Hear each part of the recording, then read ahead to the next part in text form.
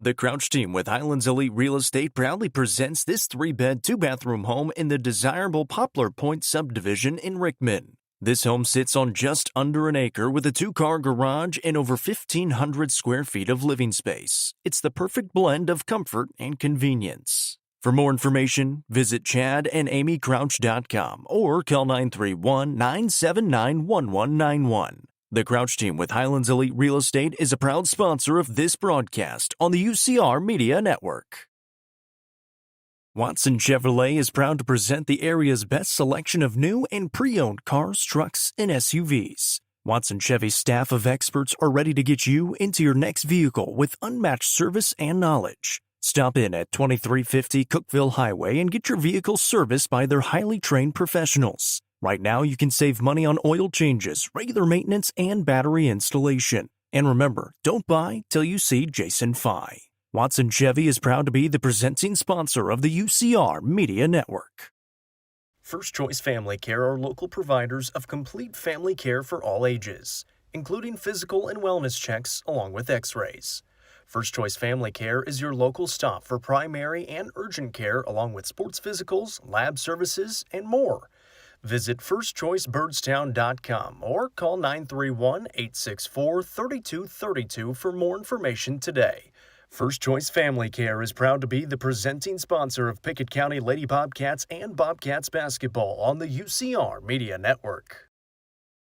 Mayberry's Furniture has been family-owned and operated since 1946 and is now serving the Upper Cumberland with locations in both Crossville and Cookeville, offering the largest array of solid wood furniture and mattresses in the area. They also provide a best price guarantee and in-house service and delivery. Stop into their 15,000 square foot showroom at 1020 South Willow Avenue in Cookeville to see their selection of Amish solid wood, flex steel, Tempur-Pedic, Sealy Posturepedic, and much more today. Mayberry's Furniture is proud to be the presenting sponsor of the high school football game of the week on the UCR Media Network.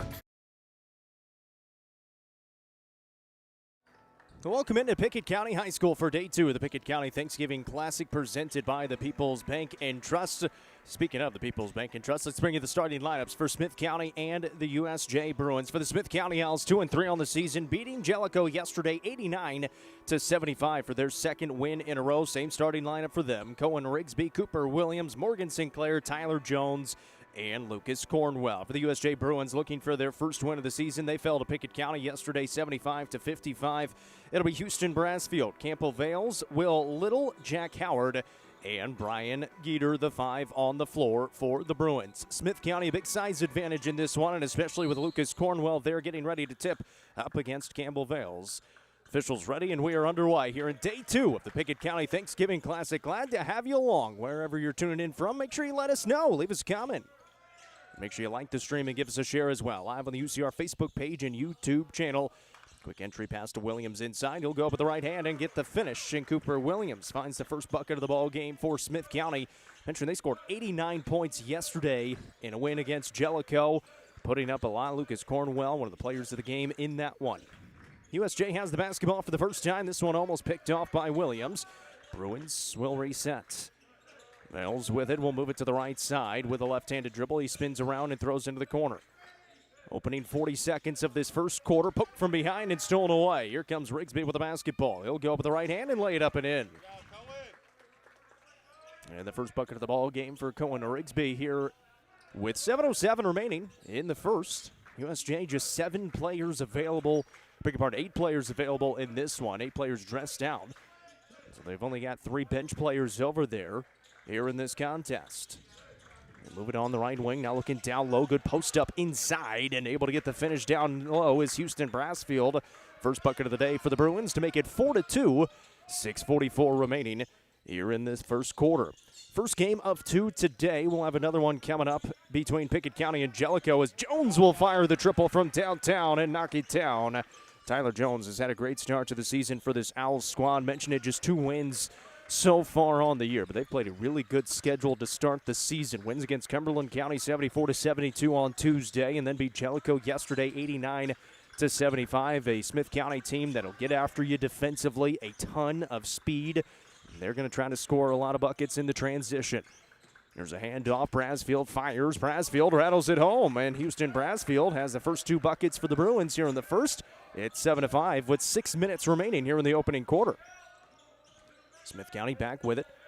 Williams will throw it around. Here's Rigsby, top of the key. He looks right side. Williams catches on the wing into the corner. Jones drives baseline, gets underneath, trying to get it around to Rigsby. He fires from the corner, just a little too strong. And the rebound tracked in by Morgan Sinclair. Jones will reset the offense out near the half-court line. Drifts towards the left side. Nice backdoor cut inside for Williams, who goes up and lays it in with the right hand. Second bucket of the day for Cooper Williams. He's got 4. 5:27 remaining here in the first quarter. It's a 9-5 advantage for the Owls. Jason McNair and Charlie Redden getting set to check in for the Bruins at the next dead ball. Here's a drive inside. That one blocked. Almost out of bounds. Kept in play for the moment. Now it'll go out of bounds. Last touched by the Bruins. First stoppage in a while. 5:08 to play here in the first quarter. And the couple of subs for the Bruins will check in Redden and McNair.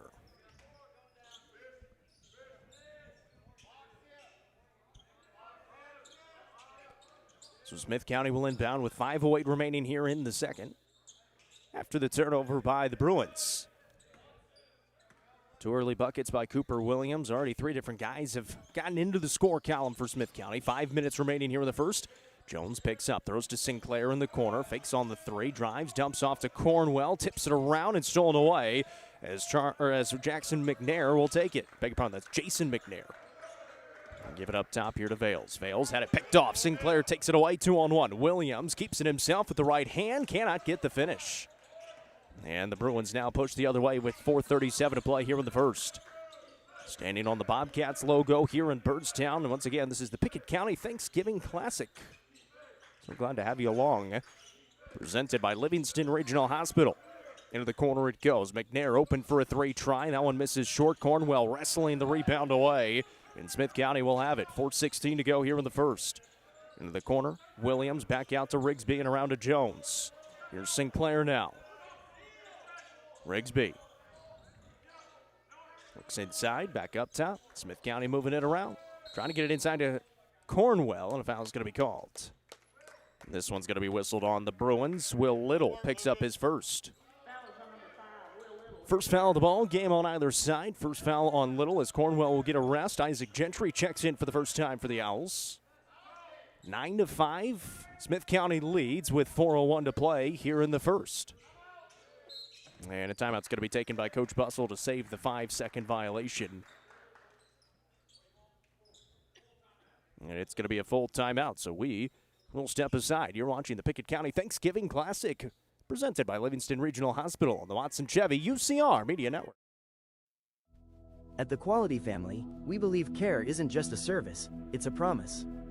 Whether you're bouncing back from surgery, navigating a serious illness, or need essential equipment to stay independent, we provide skilled home health, compassionate hospice, and reliable DME services right where you need them most. At home. Covering communities in Kentucky and Tennessee, we're in your corner. The Quality Family. Trusted care right where life happens.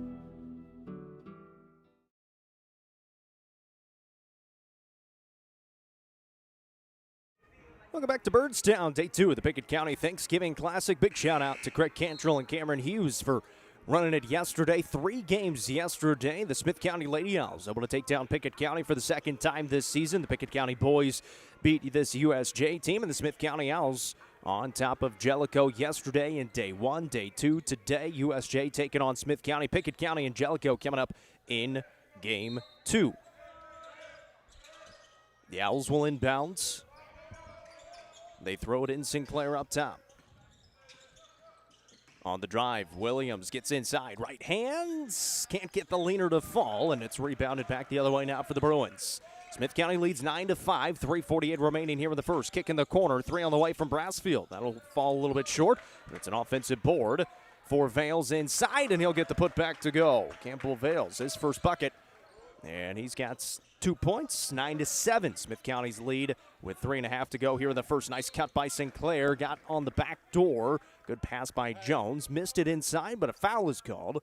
And this one's going to be whistled on Houston Brasfield, his first. So Morgan Sinclair will be at the line for two with 3:30 remaining here in the first quarter. And that one is up and good.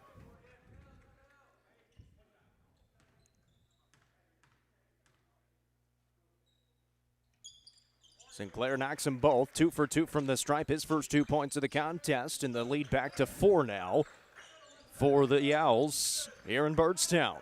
If you're tuned in on Facebook, let us know where you're watching from. Make sure you like the stream and give us a share as well. We're also live on the UCR YouTube channel. If you're tuned in there, appreciate you. You can like the stream. You can comment along. Make sure you subscribe to the channel on YouTube as well. 3:14 remaining here in the first quarter. It's an 11-7 advantage for Smith County.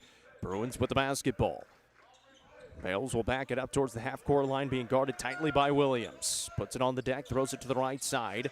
Into the newly checked-in Redden. And McNair will bring it around, driving. Vales had it knocked free. Jones with the basketball now for the Owls. Left-handed pass. Williams catches off the window. Couldn't get it. Sinclair tried to get the tip out and got it to Jones. Good job by Morgan Sinclair. There's Rigsby right back to Sinclair. A shot fake. Drives. Gets inside. Can't get the finish. And it's rebounded by the Bruins underneath. 2:40 to go here in the first. On the left wing. Brassfield spinning, kicking.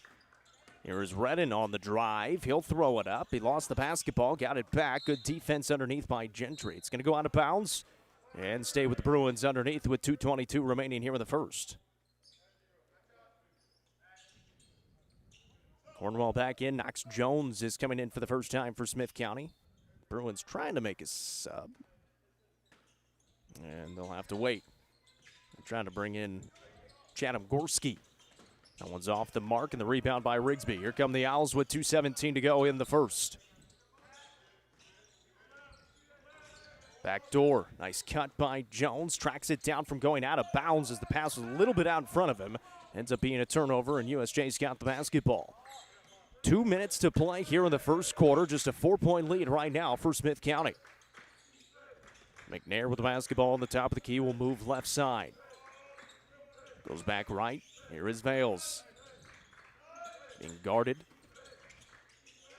by Rigsby, and a foul called on Cohen Rigsby. That's the first on Rigsby. First team foul on Smith County with 1:45 to play here in the opening quarter. And the Bruins are finally able to get that sub in as Chatham Gorski will check in. 1:45 to play here in the first. Still a 4-point lead for Smith County. Inbound McNair. 3 on the way. Will go home. McNair gets his first bucket of the contest, the sophomore. Smith County with it at the other end. Cornwell posting up inside. Too hard off the glass. Got his own rebound. Trying to go back up. He lost it on the way up, and it's going to stay with Smith County underneath. You can see he's got the size advantage inside.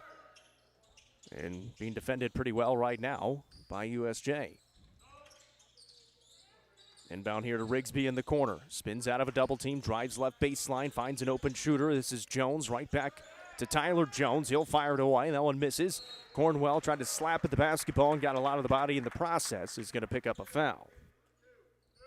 So the first on Cornwell, second on the Owls. 1:17 to go here in the first. It will be USJ basketball at a 1-point game, 11-10. 3 ball keeping the Bruins in it right now.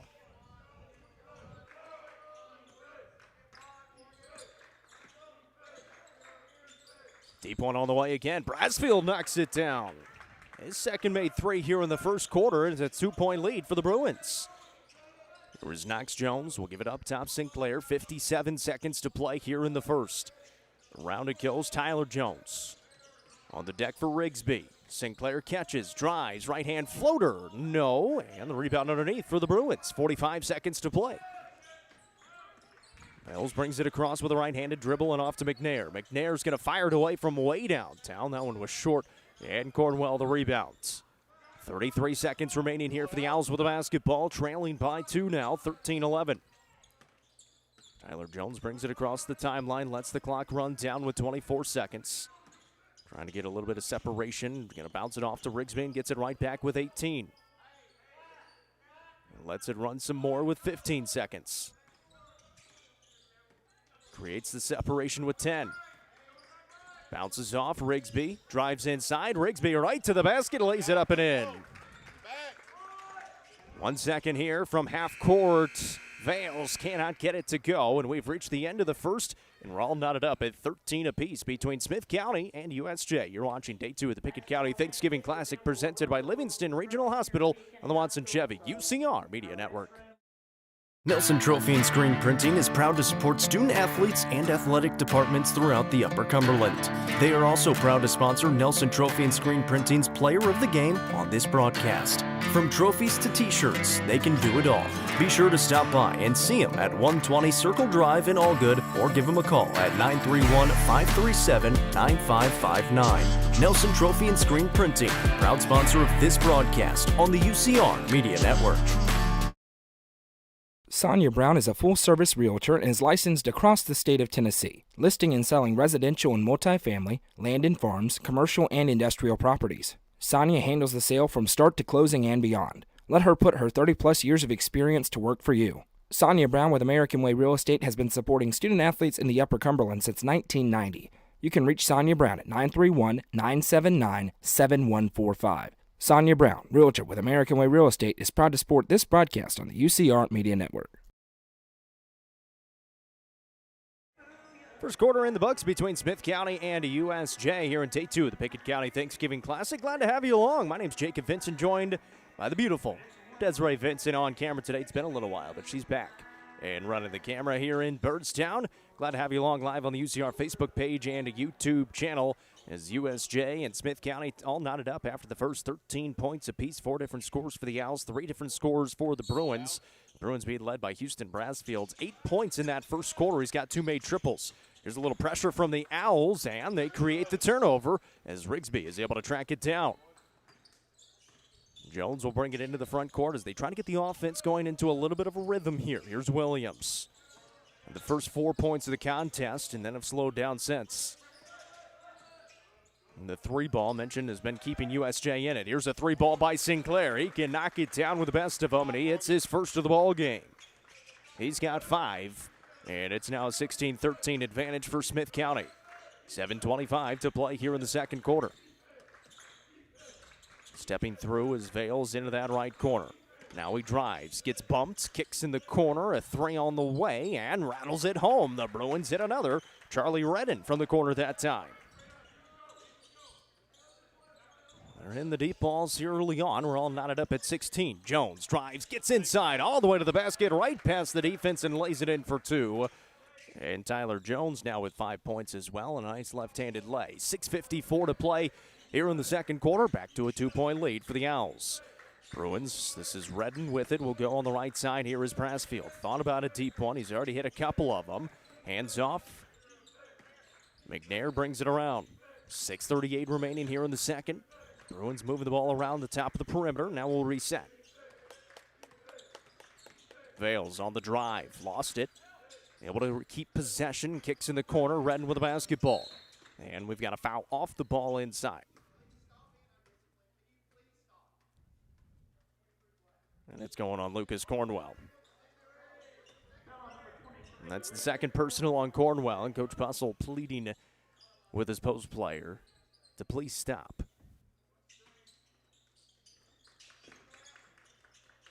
There's the inbound. Brasfield on the 3-ball. Too short that time. Rebounded by Jones. Smith County with it. 6:15 to play here in the second. Kicking on the wing, Rigsby. Around to Jones. Rigsby catches again. Can't get it inside to Cornwell, and around to Sinclair. 1 more to Williams. Smith County moving the ball around on the top of the perimeter. Rigsby looks inside. Now skips it over. Jones will catch the pass. 5:54 to play here in the second as Coach Bussell will change the call. And they'll reset. Jones picks up his dribble. He thought he was going to be close to a 5-second call, and now a timeout's going to be taken by Smith County. And just a 30-second timeout taken by the Owls. 5:43 to play here in the second quarter. All knotted up at 13 apiece after the first. And a quick check of some of the college football scores. Tennessee Tech at a big one right now in the first round of the FCS playoffs. That one has just gone final. 31-6. North Dakota wins that game. Tennessee Tech scored at a halftime to cut it to a 4-point lead, but then 21 unanswered by North Dakota in the fourth quarter. It's the second playoff victory for North Dakota in school history, and Tennessee Tech, who was just in the playoffs for the second time in school history, has their season come to a close. It was a very, very good North Dakota squad who Tech had to face in the opening round of the FCS playoffs. They'll end one of the most historic seasons in school history in the first round.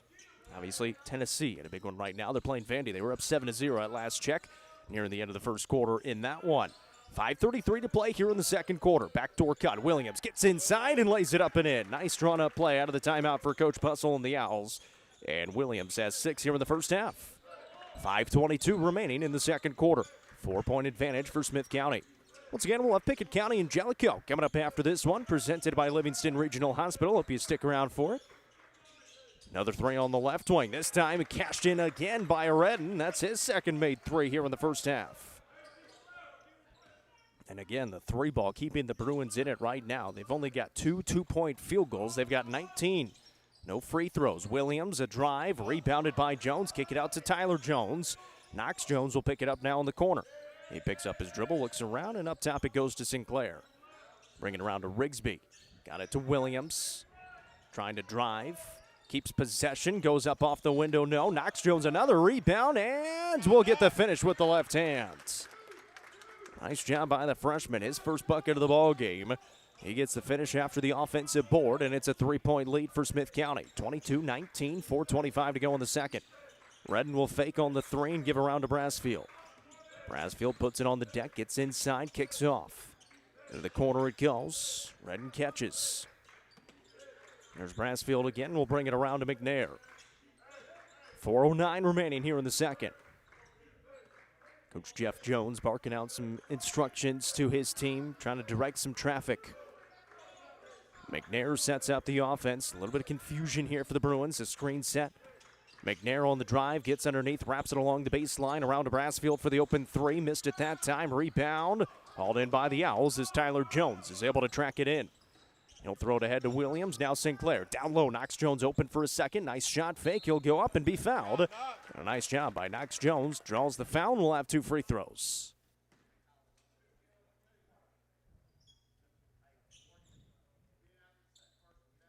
Foul number 22, Chatham Gorski, his first. Chatham Gorski will pick up his first personal. And Jones will hit his first free throw.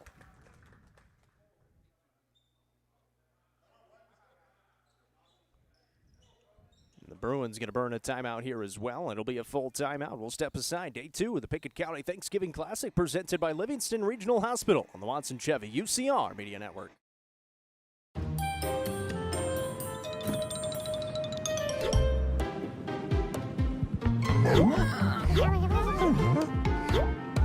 Huh?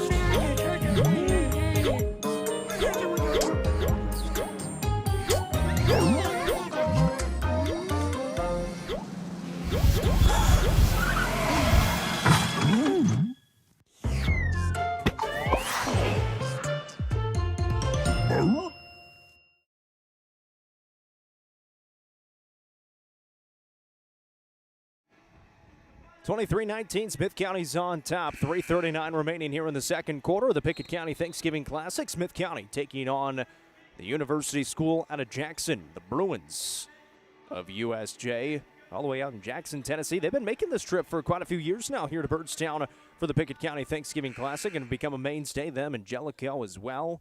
Of course, the Smith County team in Pickett County for the last few years. 3:39 to go here in the second quarter. Out of the timeout taken by the Bruins. Another free throw coming for Knox Jones. So he hit his first, and he'll have a second one upcoming.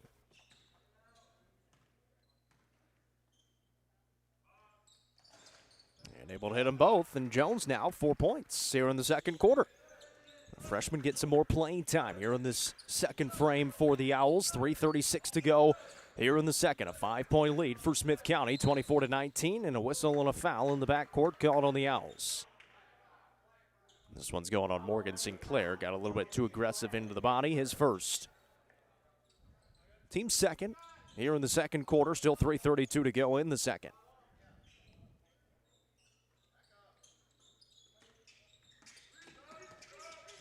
Bruins trying to bring it ahead. Owls trying to make another turnover. Brasfield has it on the top of the perimeter. Kicks over to McNair down low and almost stolen away by Rigsby. Gets a hand on it, out of bounds, last touched by him, and it'll stay with the Bruins underneath. Smith County trying to turn up that defensive pressure a little bit with 3:20 remaining here in the first half. Vales looking to get it in. Throws it into Redden at the elbow. He drives and spins with the right hand. He finishes. Charlie Redden's had a pretty good first half. He's got 8 points here in the quarter, the only score so far for the Bruins in this second frame. Here's Tyler Jones with a couple of nice moves. Gets inside, splits the defense, fades away, and finishes. Tough drive there for Tyler Jones. He's got another score. He's got 7 now in the ball game. Under 3 to go and a turnover. Rigsby with a steal. Up to Williams. He'll go up. Can't get the lay. Rebound tipped around, and the Bruins have it. Smith County's missed a few of those layups early on in this first half. It's another turnover, though. Williams has another chance. This time, cannot get the finish again. Now driving Vales, and he's going to be fouled by Morgan Sinclair. Foul on number 5, Morgan Sinclair. That's the second personal called on Sinclair. As Peyton Bryson will check in for him.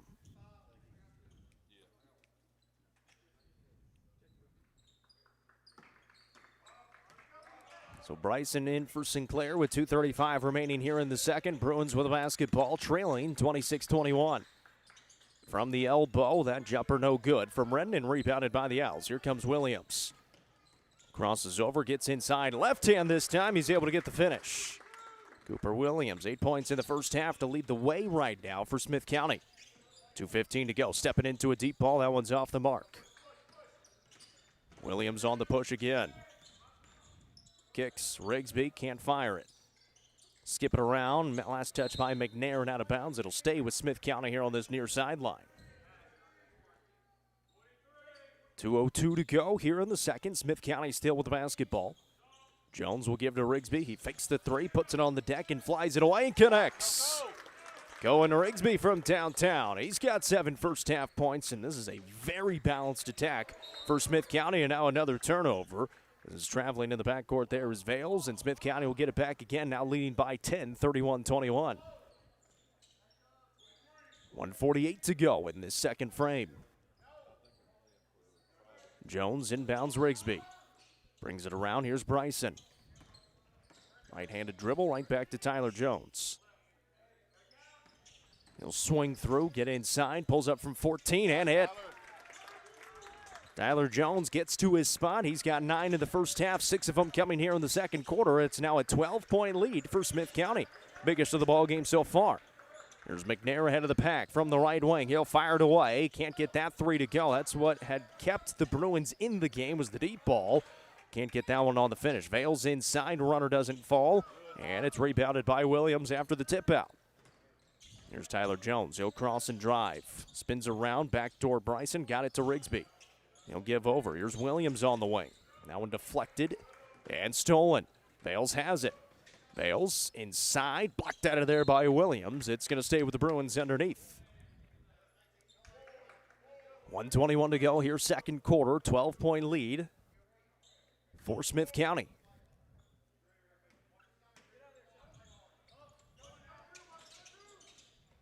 Vales looking around, bounces into Redden at the last moment. He'll bring it back up top for Brasfield.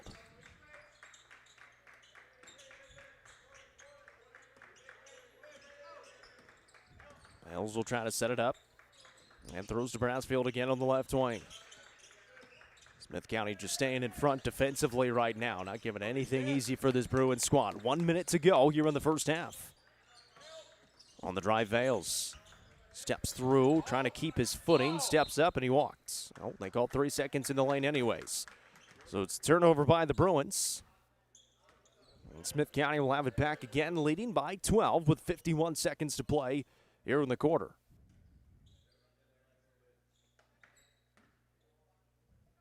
Isaac Gentry will check in for Cooper Williams here at the end of the first half.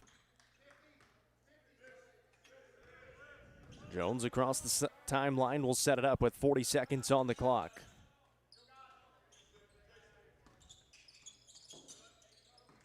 Trying to create a little separation. Throws off to Rigsby.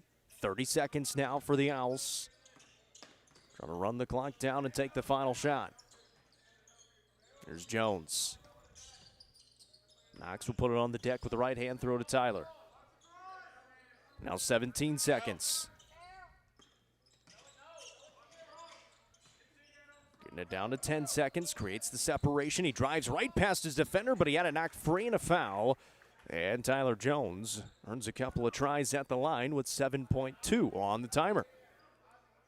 Foul number 22, Chatham Gorski. Second personal on Chatham Gorski.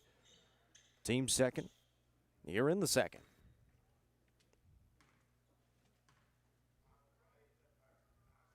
And Jones will hit the first.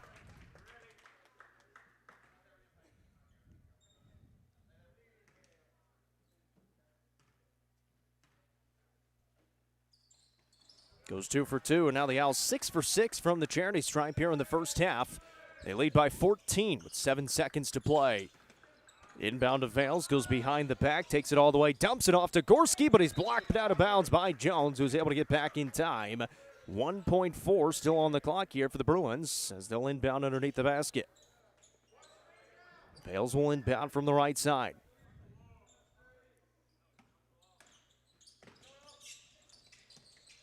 Looks, throws it off the back of a defender, and a foul is going to be called on Peyton Bryson as time expires here in the first half. And they're going to add a little bit of time, going to put 0.3 on the clock.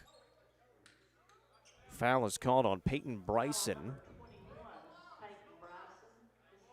And they called it on the floor with 0.3. It's going to have to be a tip play here. Inbound, did they get it off? Doesn't matter. He missed it anyways, and we've reached halftime. 35-21, Smith County on top of the break. Here, day 2 of the Pickett County Thanksgiving Classic. Stick around. We'll have the Happy Hiller halftime show coming up in just a little bit as you watch high school basketball presented by Livingston Regional Hospital on the Watson Chevy UCR Media Network. Legacy House is right here in the heart of Smithville. It's more than a boutique, it's a family story woven into every thread. I'm Amy Allen, and I started this place with my 3 beautiful daughters. We offer timeless pieces that feel both classic and bold. From rich textured clothing to one-of-a-kind accessories. This shop has a perfect mix of heritage with a modern edge. So come on down, you'll find more than just fashion. You'll find a place where legacy and style meet. Located at 104 West Walnut Street in Smithville, stop by and see their selection Tuesday through Saturday. Legacy House is proud to be an all-inclusive sponsor of UCR. Eminence Eagle Auction and Realty is proud to present an online-only auction featuring 20 acres in the countryside of Clinton County, Kentucky. This property has a stocked pond and is mostly wooded with marketable timber. You can bid on this auction at eagleauctions.com or call 931-526-5335 for more information. Bidding on this online-only auction ends December 4th at 12 noon. Eminence Eagle Auction and Realty is a proud sponsor of this broadcast on the UCR Media Network. Looking for weekend lunch and dinner plans? Since 1971, Nick's Restaurant has been locally owned and operated. From mouth-watering prime rib to delectable ice cream pie, Nick's has it all. Their cozy atmosphere and great service will make you feel right at home. Plus, their banquet space is perfect for any event. Visit them at 895 South Jefferson Avenue or online at nickscookville.com. Nick's Restaurant is a proud sponsor of this broadcast on the UCR Media Network. Tee Up is the Upper Cumberland's best indoor golfing experience. With 3 state-of-the-art golf simulators, you can work on some of the world's best courses, all in the comfort of their climate-controlled facility. Want to know where you can improve? See everything from club speed to spin rate in seconds. They also have plenty of other games to enjoy time with friends. Conveniently located at 141 4th Street in Baxter. Stop in. Visit them online at teeupgolfclub.com or call them at 931-559-GOLF to reserve your simulator today. Tee Up is proud to support this broadcast on the UCR Media Network. Livingston Regional Hospital is Livingston's hometown hospital. Located at 315 Oak Street, Livingston Regional Hospital provides compassionate quality care for all patients from local people you can trust so you can count on them to treat you like family. Their excellent staff offers years of experience and training to meet the needs of all patients. They understand the importance of providing care in a professional and comforting manner. They're proud to partner with Livingston Academy Athletics through the LRH Sports Medicine team. Livingston Regional Hospital is a proud sponsor of this broadcast on the UCR Media Network. Turfmasters Landscape Management has been serving the Upper Cumberland since 1996. They offer a variety of services, including lawn maintenance, landscape design and installation, landscape lighting, irrigation systems, and more. For more information, contact Matt Wilson at 931-261-1587 today. Turfmasters Landscape Management is a proud sponsor of this broadcast on the UCR Media Network. The Real Estate Collective is a team of experienced, licensed real estate agents serving the entire Upper Cumberland region. Whether you are looking to buy or sell, the RICO team is ready to serve you. With a focus on people over profits, you can rest assured the Real Estate Collective can help make your real estate dreams a reality. Call 931-559-9500 for more information or see their current listings at letsgorico.com. The Real Estate Collective is proud to support student athletes in our area and this broadcast on the UCR Media Network. Are you looking for the best dining experience in the Upper Cumberland? Visit Fire and Vine in Cookeville's historic West Side. Fire and Vine offers great service and a unique menu, including mouth-watering deep dish pizza, delectable beef, chicken, fish, and more. Take in stunning views from the rooftop while enjoying your meal. Come and experience the charm and flavor of Fire and Vine, your new favorite spot for a memorable dining experience. Fire and Vine is a proud sponsor of this broadcast on the UCR Media Network. Loading the kids in the car, brokering peace in the back seat, mastering the snack handoff without even looking. Why are simple things sometimes so complicated? Thankfully, with auto owners, insurance doesn't have to be one of them. We work with independent agents who keep insurance simple, so you can worry about more important things, like figuring out what's growing in that cup holder. That's simple human sense. Visit swallowsinsurance.com or call us today, 931-526-4025. Protecting your future, it's what we do.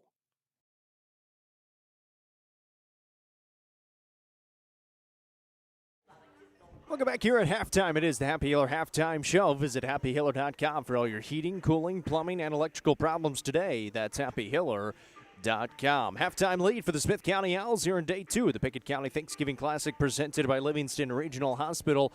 They lead 35-21. It was tied at 13 apiece after the first quarter. Able to get the defense going, though, in that second quarter, and a lot more transition buckets and a little bit more of a rhythm offensively in that second quarter. It's been a very balanced attack in the first half for the Smith County Owls offensively. One player in double figures, but 5 different players have scored overall, and a lot of those points coming in that second frame, putting up 22 in the second quarter. On the other side for the Bruins, they had the three ball working early on, had a couple of threes early on in the second quarter, but then went ice cold and could not find the basket from outside. They haven't been able to get anything inside against the size of Smith County, and now struggling to take care of the basketball as well, as Smith County has been able to turn them over in the first half. 35-21, Smith County on top here against the USJ Bruins at the University School out of Jackson, who are still looking for their first win of the season. Smith County 2-3 on the year. They've won 2 games in a row, beating Jellicoe yesterday 89-75, and Cumberland County on Tuesday 74-72.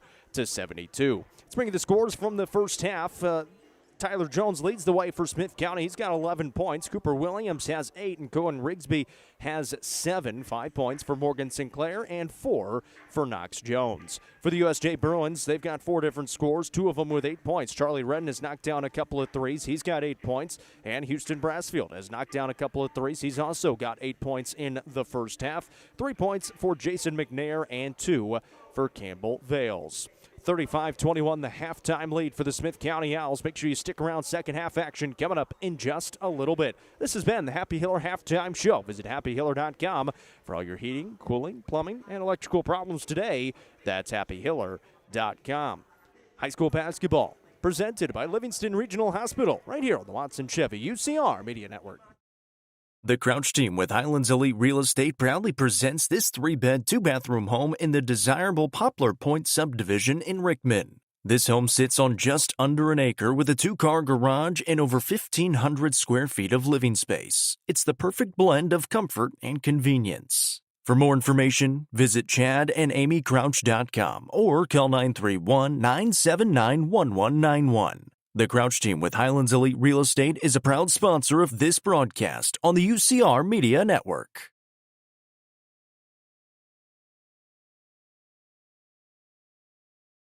Watson Chevrolet is proud to present the area's best selection of new and pre-owned cars, trucks, and SUVs. Watson Chevy's staff of experts are ready to get you into your next vehicle with unmatched service and knowledge. Stop in at 2350 Cookeville Highway and get your vehicle serviced by their highly trained professionals. Right now, you can save money on oil changes, regular maintenance, and battery installation. And remember, don't buy till you see Jason Fye. Watson Chevy is proud to be the presenting sponsor of the UCR Media Network. First Choice Family Care are local providers of complete family care for all ages, including physical and wellness checks along with x-rays. First Choice Family Care is your local stop for primary and urgent care along with sports physicals, lab services, and more. Visit firstchoicebirdstown.com or call 931-864-3232 for more information today. First Choice Family Care is proud to be the presenting sponsor of Pickett County Lady Bobcats and Bobcats basketball on the UCR Media Network. Mayberry's Furniture has been family-owned and operated since 1946 and is now serving the Upper Cumberland with locations in both Crossville and Cookeville, offering the largest array of solid wood furniture and mattresses in the area. They also provide a best price guarantee and in-house service and delivery. Stop into their 15,000 square foot showroom at 1020 South Willow Avenue in Cookeville to see their selection of Amish solid wood, flex steel, Tempur-Pedic, Sealy Posturepedic, and much more today. Mayberry's Furniture is proud to be the presenting sponsor of the high school football game of the week on the UCR Media Network.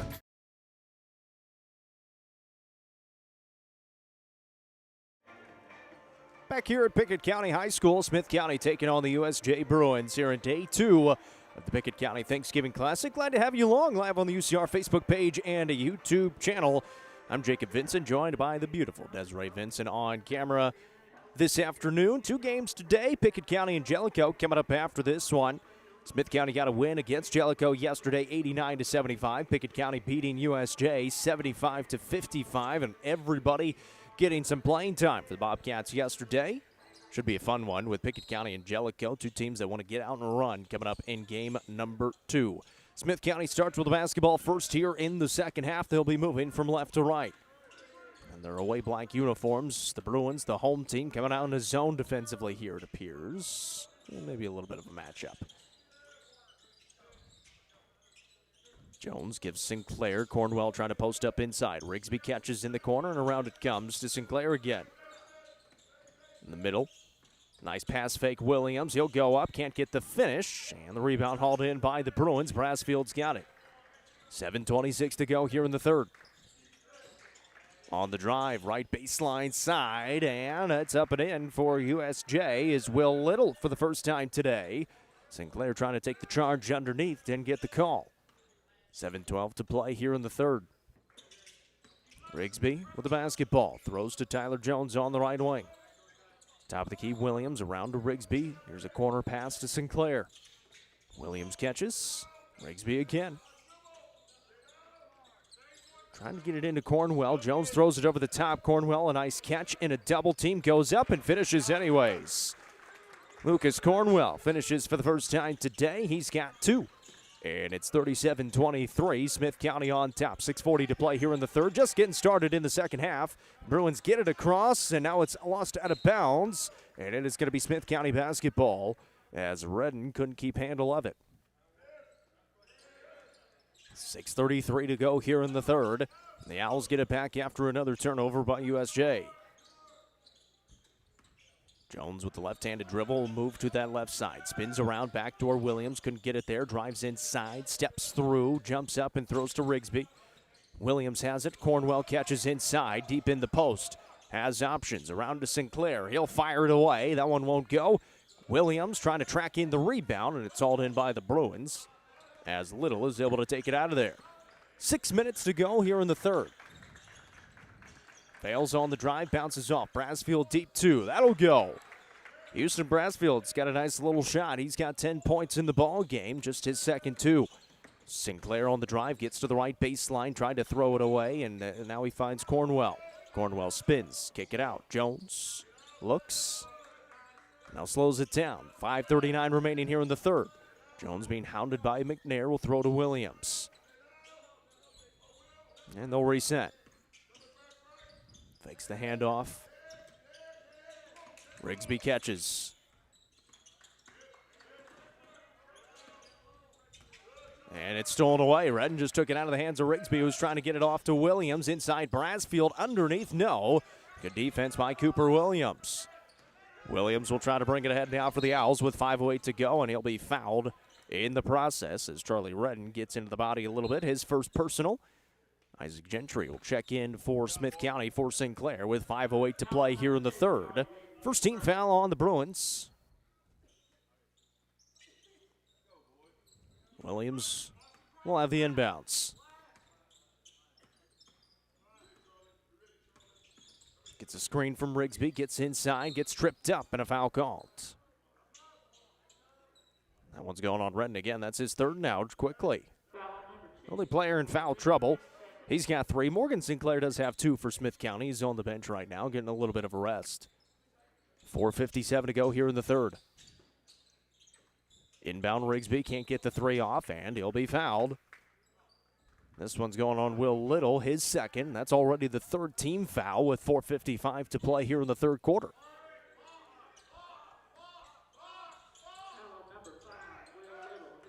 Jones looks into Williams, right to the basket, couldn't get the finish. Rebound tipped around, Smith County still with it. Rigsby thought about firing it up there. Williams now on the right wing, throws inside Cornwell with a tough catch, trying to put it up. He'll put it up with the right, and a foul is whistled on the on Cornwell for an offensive foul. Well, that's more so just Cornwell's bigger than everybody else, and there was a bit of an acting job underneath as well. 37-25, Smith County leads by 12. That is the third personal on Cornwell with 4:35 remaining here in the third. At the other end, rebounded by Cornwell. Here comes Smith County. Jones stops. Rigsby, right back to Jones. Drifts over to Williams. Has the ball wrestled away, and a jump ball is called. And it'll be the USJ ball the other way. So Knox Jones is in. Cornwell will come out with those 3 personals. Still a 12-point lead for Smith County, but the Bruins not going away quietly.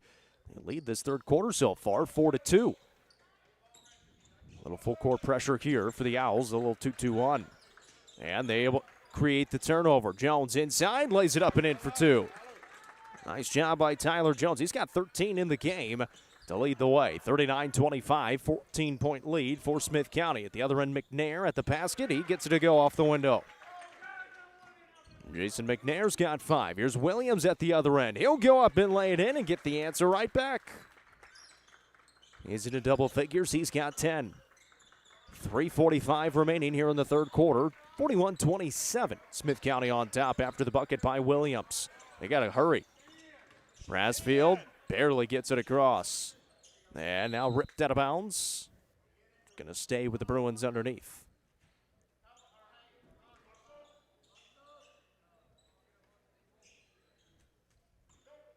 Bales will inbound from the right baseline side, gets it into McNair. He tries to drive, throws up the floater. It's too strong. And the Owls have the rebound as Knox Jones hauls it in. He's played well off the bench today for Smith County. And he'll bring it ahead. Here's Tyler Jones. Rigsby on the right wing. 3:14 remaining here in the third as Smith County tries to get the offense going a little bit more here in this third quarter. Jones gets tripped up, and they're going to say he's out of bounds on that baseline. The Bruins bringing in a couple of subs again as Geeter is back in, and so is Gorski. 3:08 to go here in the third. 41-27, Smith County on top by 14. Haven't been able to extend yet here in this third quarter, though. Nobody picked up Vales. He dumps it off to Gorski. Had an open look, kicks it out to Brassfield. He'll get inside, and he'll put it up for 2. Houston Brassfield now with 12 points, 41-29. Tyler Jones thought about the 3. He drives, puts up the floater. No. Rebounded by Knox. Jones tried to go back up, got his own rebound, and will kick it back out. Gentry off to Tyler Jones. Williams, the pass fake, drives inside. We've got a whistle.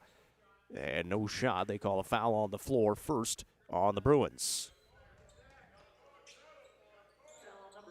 Brian Geeter will pick up his first personal. That is the team's 4th with 2:33 remaining here in the third quarter. They get it into Knox Jones. He'll hand it right back to Tyler. Tyler on the drive. He'll be fouled. That is the 5th foul on USJ here in the third. First on Vales. It's going to be 2 free throws here for Tyler Jones at the stripe with 2:28 remaining in the third quarter. Smith County on top right now, 41-29.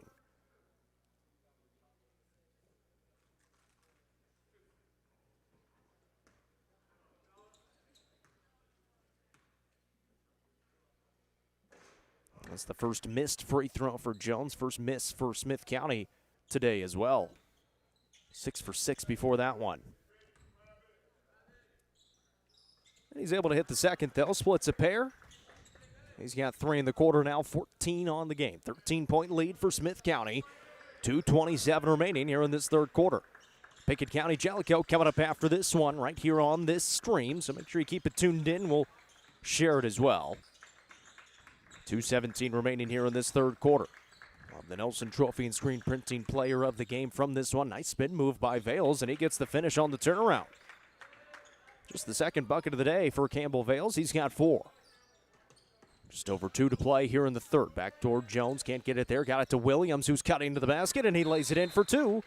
And Cooper Williams now with 12 and a timeout on the floor taken by Smith County. 30-second timeout taken by the Owls with 1:56 remaining here in the third quarter. 44-31. Smith County on top. Again, we'll have Pickett County Jellicoe coming up after this one. We've got a full slate of games coming up Tuesday and Friday next week across the UCR Media Networks. More on a normal schedule next week. Of course, Pickett County in action, Upperman in action, Cookeville all in action. 3 games coming your way on Tuesday. Tennessee was down 14-7. They now lead 21-14 with 7:46 remaining in the second quarter. Back and forth ball game in the first half there between the Commodores and the Volunteers. Smith County's been ahead for pretty much this whole game after it was tied in the first quarter, 13 all out of the timeout. It is Bruins basketball trailing by 13, under 2 to play here in this third frame. Smith County changing it up defensively here. Going to a little bit of the zone. There's McNair. Gets inside at the elbow. Turnaround jumper. Brassfield, no. Rebound Jones. Here come the Owls. Head to Rigsby. Almost picked off. Kept in the hands of Rigsby. Kicks in the corner. Williams fakes on the 3. He'll take the deep 2 and hit. The mid-range jumper good for Cooper Williams. He had 4 in the first, 4 in the second. He's now got 6 here in the third quarter. Been Mr. Consistent offensively, all 2-point field goals. And he's got 14 on the game. 1:10 remaining here in the third, 46-31. Now the lead for Smith County. They've extended to 15. Brassfield catches and kicks in the corner. McNair is open, but he missed it short. Rebound down to Brassfield underneath, and he'll put it back up and in. Houston Brassfield now with 14 in the contest as well. He's got 6 here in the quarter. 48 seconds remaining in the third frame. Smith County has had the ball almost every single time at the end of the quarter. There is Jones. Throw it to Cornwell in the post. Trying to back down his defender. Can't finish, but he got his own rebound and does get the putback. Lucas Cornwell with 4 in the quarter, and it's a 15-point lead again for the Owls. 29 seconds to play here in the third. Vales across the timeline. Will set it up and run that clock down. They'll try to take the final shot. Everybody set up down on the blocks. Now 2 defenders coming out to Vales. Throws it around. Here's Redden. 13 seconds. Vales will reset. 9 seconds. Redden turns, kicks. Brassfield a 3 ball. That one won't go. Rebounded by Gorski. Still 2 seconds. Out to Vales for 3. No. And Cornwell's got the rebound underneath for Smith County. 48-33. The Owls on top after 3. You're watching high school basketball presented by Livingston Regional Hospital on the Watson Chevy UCR Media Network.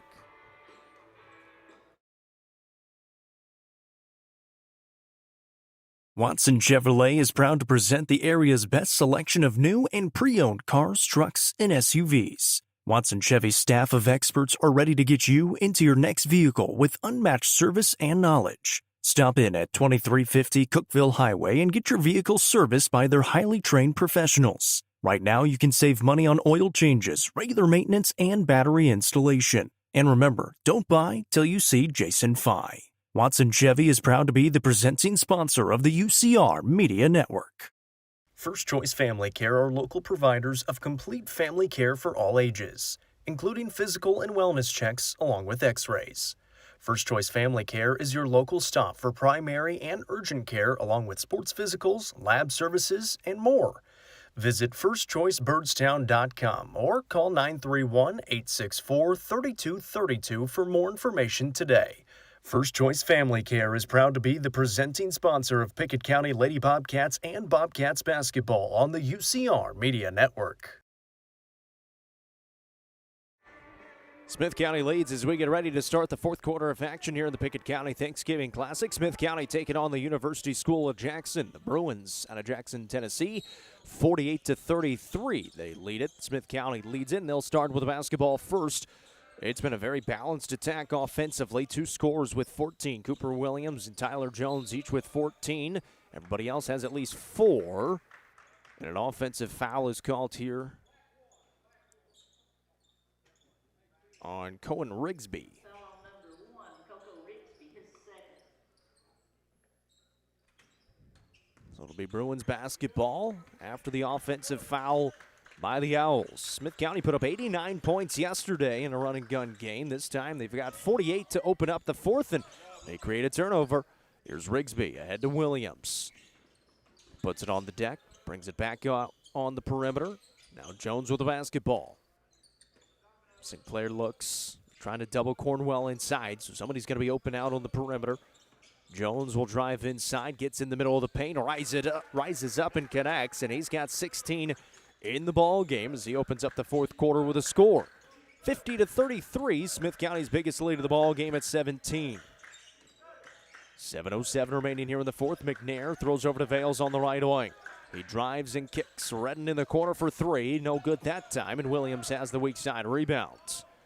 He'll bring it across the timeline left side. 6:55 to play here in the fourth. Jones penetrates, cut off. Rigsby looks, and right back to Jones. 6:45 to go here in the ball game. Rigsby has it here on the right wing. We'll give to Cornwell, right back to him. Backdoor Williams. Rigsby drives, gets in the middle of the paint, kicks in the corner. Jones penetrates underneath, turns around. That one poked away. Sinclair able to track it down. Williams has it. He jumps up, throws into the corner. Jones open for a 3 try. That one off the mark, but it's an offensive board for the Owls. And a foul called on the Bruins. This one's going on Redden. That'll be his second. Foul on number 2, Charlie Redden, his third.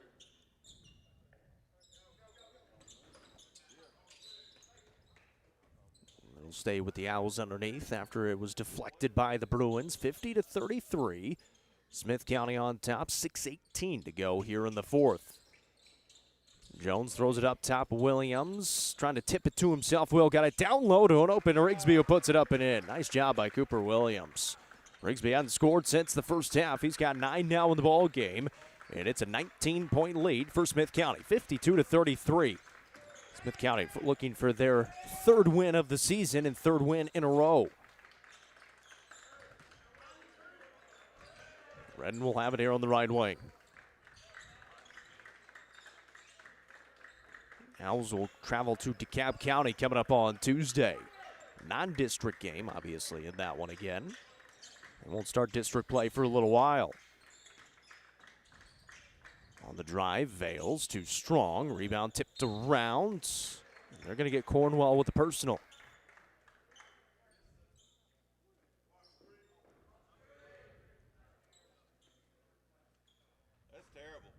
Foul on number 23, Livingston. That's 4 on Lucas Cornwell, so he'll exit Knox Jones will come in with 5:33 to play here in the fourth. But a couple of fouls called on Cornwell that he was just bigger than the other guy. 5:33 to go here in the frame. 52-33. Smith County leads it. Deep one on the way from Brassfield. In and out. Rebound kicked out for the Bruins. Here's McNair on the retry. He's able to connect from the left side. 8 points for Jason McNair. 52-36. Smith County still leads. 5:11 to go in the fourth. Across the timeline comes Rigsby. Two defenders come to him. He throws to Jones. Tyler gets a screen from Knox. This one deflected into the backcourt. Tracked in by Rigsby, and still Smith County ball. He drives. Stops. Back out to Tyler Jones. He'll fire it away from deep. Jones got the roll to go off the front side of the iron. Tyler Jones with 19 in the ball game now to lead all scores. 55-36. Smith County leads, and a whistle and a foul called on the Owls. This one's going on Rigsby. Foul on number 1, Coco Rigsby, his third. So Rigsby picks up his third. Bryson will check in.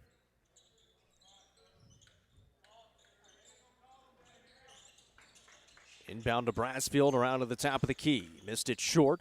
And Williams able to sky up there for the rebound for the Owls. He'll bring it ahead with 4:32 remaining.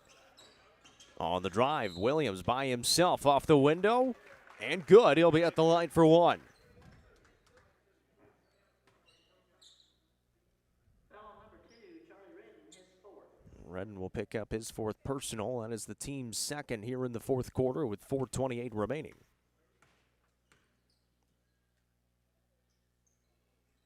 And the free throw good for Williams. He's had a really nice day as well. 6 in the quarter. I beg your pardon, Williams. He's got 17 now. After that, made free throw and a good three-point play. 58-36. The advantage for Smith County with 4:20 remaining here in the ball game.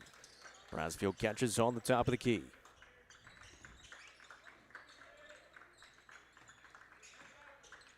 Vales will back it up.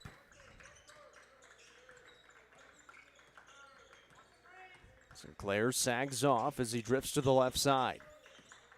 4 minutes to go. McNair brings it around. Gives into the hands of Howard. Hasn't played a whole lot today. That one's out of bounds, and it's going to stay with the Bruins. Geeter's going to check in here for the Bruins. In a 22-point game, 3:53 remaining in the contest. And he checks in for Howard. Fails, a double team comes to him in the backcourt.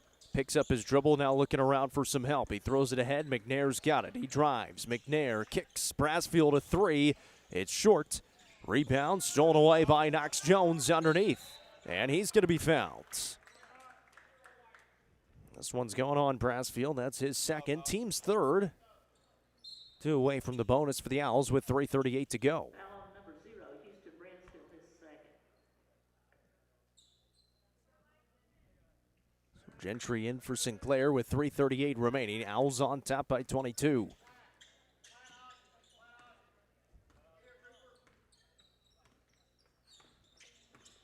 Jones on the top of the key, trying to create a little separation, crosses and drives, kicks in the corner. He's got an open man. Bryson fires it in and out. No. Rebound tipped around, and Gentry pulls it out of there for the Owls. Williams lost the handle on it, and Brassfield able to take it away. Brassfield by himself gets inside, it's stripped free, and a foul's whistled on Tyler Jones, who's smacked down on the basketball. That'll be his first, and Brassfield will be at the line for 2 with 3:11 remaining.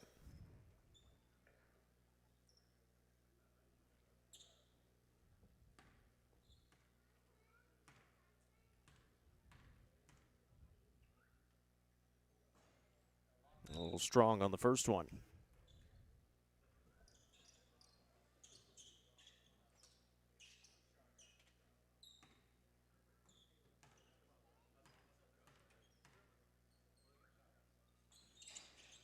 And we'll rattle home the second. Brassfield, 15 points on the day.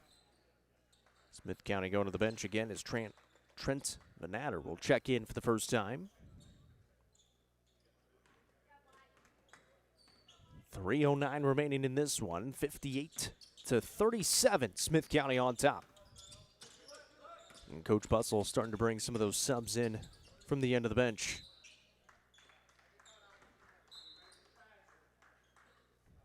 Brody Chilton now coming in.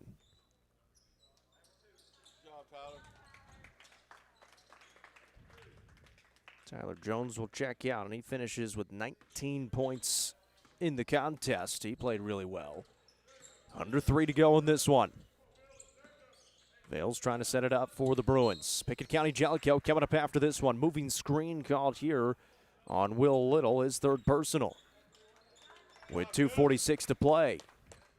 Cooper Williams will now come out as well. He finishes with 17.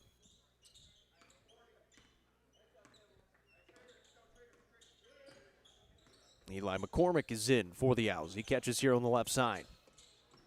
Looking over the top, Chilton catches, trying to go up, cannot get the finish, and the rebound hauled in by Vales. 2:31 to play. Bruins with the basketball. Vales behind the back, hands off. Here's Howard. Bransfield catches, leading scorer for the Bruins today with 15 points. He'll throw over to Geeter on the right side.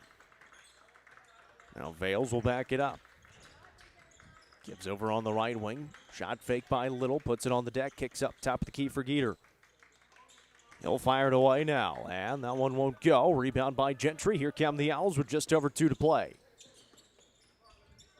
Gentry, a nice couple of handles. Gets inside, and the scoop shot good for Isaac Gentry. Nice move.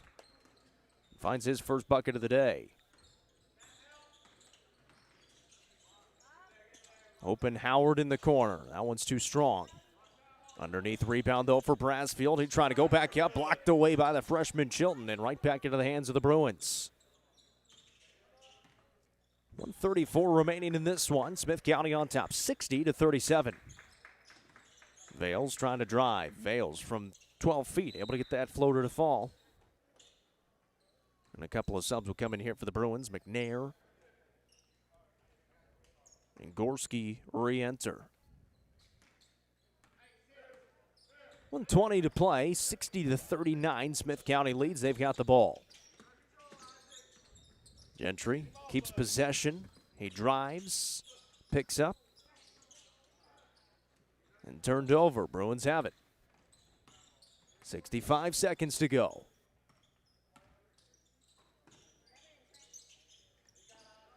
Here's Geeter with the basketball for the Bruins. Now McNair. The left-handed dribble. Brings it around to the top of the key. McNair catches again, looks inside, jabs and drives. McNair stops, turns around. Now he needs help. Here's Little. 39 seconds to play. McNair. He traveled, but they let it go. 30 seconds remaining here for the Bruins.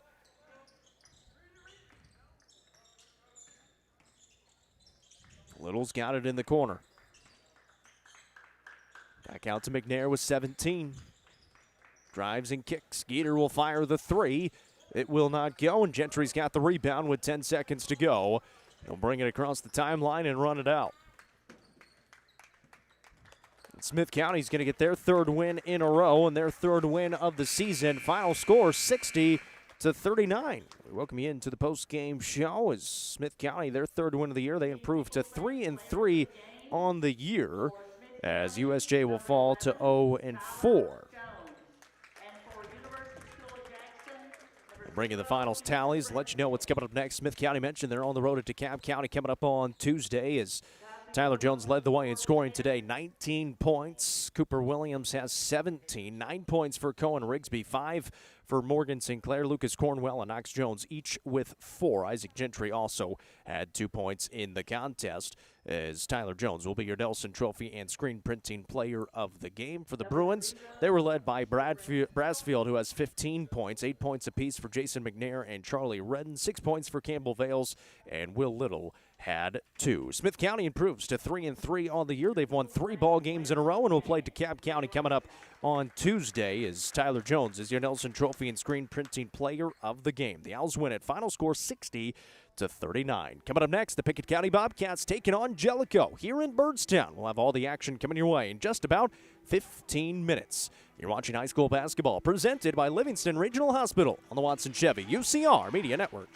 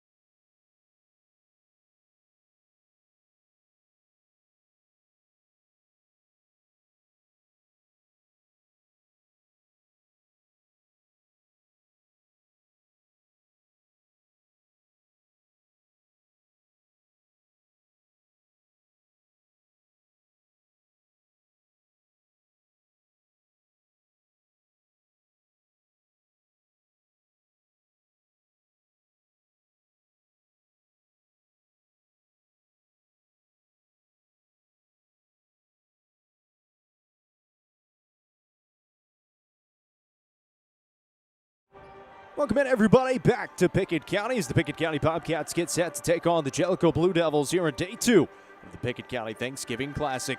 A shortened rendition of the Eminence Eagle Auction and Realty Company pregame show. The Bobcats 3-1 on the year, taking on the Jellicoe Blue Devils, who are 3-2. Jellicoe 2 losses in a row. They fell to Smith County yesterday, 89-75. For Pickett County, beating USJ yesterday, 75-55. Bouncing back after their overtime loss to a Goodstone Memorial squad, 67-64 in overtime on Tuesday.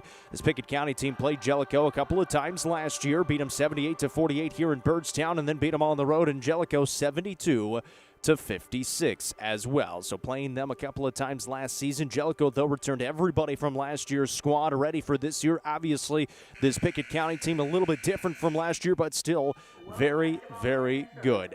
Let's bring in the starting lineups brought to you by People's Bank. The People's Bank starting lineups first for the Jellicoe Blue Devils, who are in their home whites but will be the away team on the scoreboard. It will be number 1, a junior, Caleb Rose. Number 3 is a senior, Trey Van. Number 4, a junior, Gavin Dabney. Number 5, a junior, Jacob Bolin. And number 21 is a sophomore, Dakota Marlowe. For the Pickett County Bobcats, same starting lineup for them as well. A sophomore, number 4, is Abram Phillips. Freshman, number 10, is Kelvin Cobb. Sophomore, number 12, is Brody Pryor. A junior, number 21, is Nathaniel Cobb. And a sophomore, number 23, Cole J. Amonette. Once again for the Bobcats, Cole J. Amonette, Nathaniel Cobb, Brody Pryor, Kelvin Cobb, and Abram Phillips. For the Jellicoe Blue Devils, Dakota Marlowe, Jacob Bolin, Gavin Dabney, Trey Van, and Caleb Rose. Those are your People's Bank starting lineups for the Pickett County Bobcats and the Jellicoe Blue Devils as we get you ready for action between Pickett County and Jellicoe. That'll bring us to the conclusion of the Eminence Eagle Auction and Realty Company pre-game show. The Pickett County Bobcats trying to get a win going into next week. They've got an interesting matchup coming up on Tuesday with York Institute, as they'll start up that series again in Jamestown coming up on Tuesday. And then they get a fun one. They're going to go on the road to Oakland on Friday as well. So a fun couple of ball games for this Bobcats squad, both boys and girls, coming up Tuesday and Friday. Pickett County in their away black uniforms. However, they are the home team on the scoreboard, obviously playing here in Byrdstown as well, working from left to right. Jellicoe in their home white uniforms. They are the away team on the scoreboard, moving from right to left. Nathaniel Cobb will get ready to tip up against Trey Van, one of their top players. Cobb wins the tip, and Cole J. Amonette will track it in. The first possession of the ball game belongs to Pickett County, working from left to right. Glad to have you along on the UCR Facebook page and YouTube channel. Here are the Bobcats as they bring it around. Cobb will throw to Phillips on the left wing. Looks inside. Phillips will back it up, give it right back to Nathaniel Cobb. Brody Pryor got left wide open inside and got the layup to go from the left side. Pryor offensively has been really solid for the Bobcats early on this season. Just a sophomore for this Pickett County team way downtown. That three misfired by Dabney, and the Bobcats have the rebound. Amonette will throw it ahead to Pryor. They didn't pick him up again. He runs the floor but couldn't get the finish at the basket. Here come the Blue Devils now. 7:17 remaining here in the first. Dabney with the basketball here on the near side line, being guarded by Phillips and had his pocket picked. Phillips will take it himself. He'll go up and lay it in for 2. Abram Phillips had a really nice day against Mount Juliet on Saturday last week, shooting the basketball from outside because they were really trying to slow down Cole J. Amonette. He only had 6 points in the game. He didn't have to have much more than that. Pickett County almost played a perfect first half in that game, led 43-15. Here is Van with the basketball for the Blue Devils. Gets inside with the right-handed runner. That one will fall. Trey Van finds his first bucket. 6:43 to play here in the first, and Van picks this one off, and he'll take it the other way, and he'll lay it up and in for 2. And a timeout's going to be taken by Coach Amonette. He is not happy with Cole J on the turnover there. 30-second timeout taken by the Bobcats, as that's the second bucket for Trey Van. He's got 4 points, and it's a 4-all game here in the first quarter with 6:37 remaining in this first frame. Mentioned that schedule coming up next week. More of a normal schedule next week for high school basketball, at least on Tuesday and Friday. Cookeville visits Stewart's Creek. Oakland is at Upperman, and Pickett County at York Institute. On Friday, Knox Catholic is at Cookeville. Upperman at Lebanon, and Pickett County will travel to Oakland on Friday. Livingston Academy, they were supposed to play Macon County on Friday. That has been moved to Saturday. So a Saturday game next week as well. out of the timeout taken by the Bobcats. Their first timeout, 4-4 the score with 6:32 remaining here in the first. Cobb gets inside. Here is Cole J. Amonette again. Amonette will bring it back around. Flips it over to Phillips. Right back to Amonette. Here's Nathaniel Cobb on the right wing. Amonette, top of the key, looks inside, bounces over. Kelvin Cobb right back. Amonette thought about a three ball. Now Bull put it on the deck with a right-handed dribble. Trying to direct some traffic. Nathaniel Cobb catches. Amonette, top of the key, drives inside, dumps off Pryor. Nice catch, and he finishes from the left side again. Second bucket for Brody Pryor. He's got 4, and it's a 6-4 lead for the Bobcats. 5:50 to go here in the first. Caleb Rose will bring it ahead. Now gives off Dabney right back to Rose. Here's Dabney again. Dabney into the corner it goes. To Boland for the first time. That's a travel, and they do get it. Took him a second to decide if he wanted to put it on the deck or fired away. Shuffled his feet, and a turnover by the Blue Devils gives it back to the Bobcats with 5:36 to go here in the first. There's Phillips. Cobb catches, trying to drive. Cobb.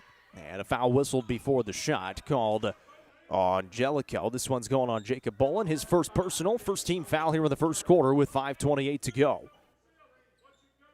Amonette will inbound from that right baseline side for the Bobcats. Bounce it into Pryor underneath. Throws it up near the rim. No, got his own rebound. Can't get the putback. And the rebound pulled down by Rose for Jellicoe. They have it now the other way. 5:18 to play here in the first. Once again, live on the UCR Facebook page and YouTube channel. As getting inside Dabney, he's cut off, back out to Van. He can fire it away from anywhere on the floor. He tries to drive here on Phillips, gets to the left side, fades away high off the glass. No. Rebound hauled in by Phillips. Here come the Bobcats. 5 minutes to play in the first quarter.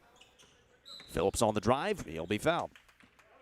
That's the second foul quickly on Jacob Boland. His second personal. And the second team foul on the Blue Devils here in the first quarter with 4:57 remaining. Jellicoe will go to the bench, and they'll bring in Braden Teague, a sophomore, for the first time. Inbound it to Phillips and around to Kelvin Cobb. Kelvin will throw it into the corner. Amonette open for the first time today. Missed it a little bit short, and the rebound hauled in by Jellicoe. 4:47 remaining here in the first. 6-4 the advantage for Pickett County. Into the corner, an open look is missed short off the hands of Rose. It's rebounded by Amonette. Here he comes. Right up the middle of the floor on the top of the key. He'll back it up with 4.5 to play in the first quarter. Throws into the corner. Phillips. Pryor trying to post up inside. Gives it around to Kelvin Cobb. Here's Nathaniel Cobb. Pryor again, top of the perimeter off to Amonette. Looks inside. He got left open. He'll fly it away and connect. First choice family care 3 for Cole J. Amonette, his first of the game. And Coach Reynolds not too happy about an open look for Cole J. Amonette, so he will burn a 30-second timeout as well. Keep those comments coming along. Had some Owls fans in the first game. Noah's tuning in now. He just got done calling some Tennessee Tech football as they fell to North Dakota. The first round of the FCS playoffs, 31-6. Could not get the offense going in the second half. Defensively started to slow down a little bit as well. Mom's tuning in. Hopefully the Hoosiers are dealing with the snow all right. It's coming down pretty good up there, up north right now.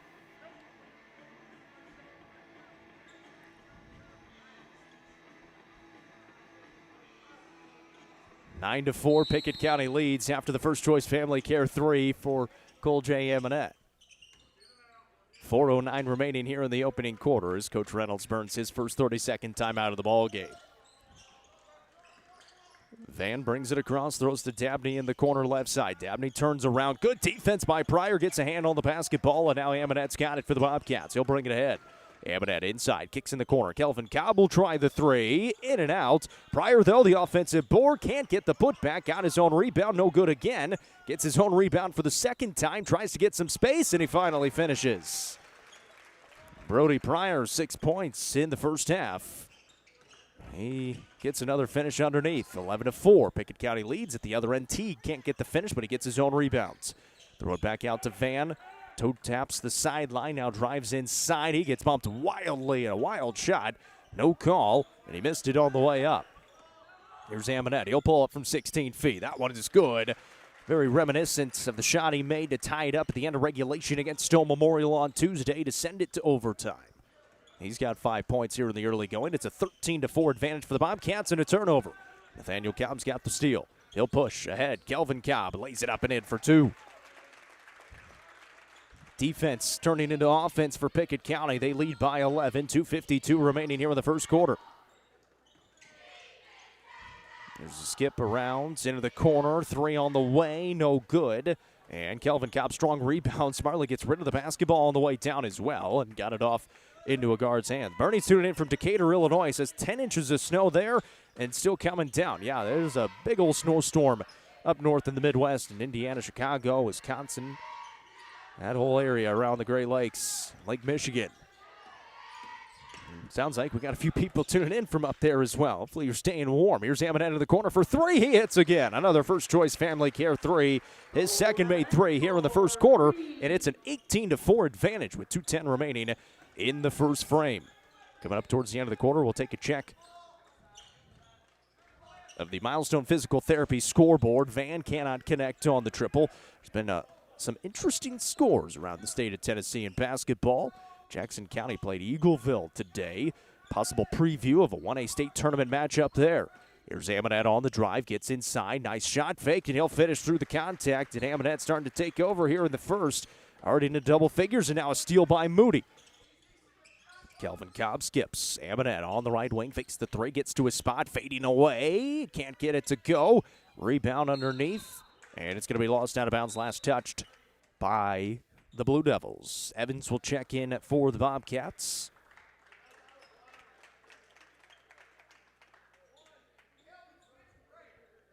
.129 remaining here in the opening quarter. There's Moody on the right wing, gives off to Amonette. Amonette will fly it away again. That time a little too strong. Cobb's got the offensive board. He spins around, kicks it back out. Kelvin Cobb's got it. And he'll back it up towards the half-court line. 1:14 to go here in the first. They didn't take him. Cole will take it. That one won't go. Rebound fought for underneath. Evans ties it up underneath. And it's going to go to the Jellicoe going the other way. But a nice job by Brady Evans underneath, fighting for the basketball and the rebounds. Mentioned Jackson County and Eagleville playing earlier today in the Smoky Mountain Turkey Classic. Eagleville wins that game by 20, 56-36. Pickett County will face them a little bit later on this season. Played them last year in a couple of really good ball games. 1:08 remaining here in the first. 20-4. Pickett County leads here in this opening frame. Jellicoe trying to get the offense going. They've lost 2 games in a row, in danger of losing 3 after a slow start here in the first quarter. This one turned over. Pickett County's got another steal. Phillips, free throw line, bounces off. Moody underneath, trying to go up, got his own rebound, missed it, and Van has it now for the Blue Devils. 46 seconds remaining here in the first quarter. Van up the right side, nice move, got all along the right baseline, falls hard, missed it. It's rebounded by Phillips, and Pickett County's got it again. Phillips will push. Phillips bounces, Cobb inside, nice shot, fake, fouled hard, and finishes anyways. How about Nathaniel Cobb earns a well-earned trip to the Kiesling Insurance free throw line. And it's the first bucket of the day for Nathaniel Cobb. Now all 5 starters into the score column. As Gavin Dabney picks up his first personal. Checking in for the first time for Jellicoe will be Ethan Souter.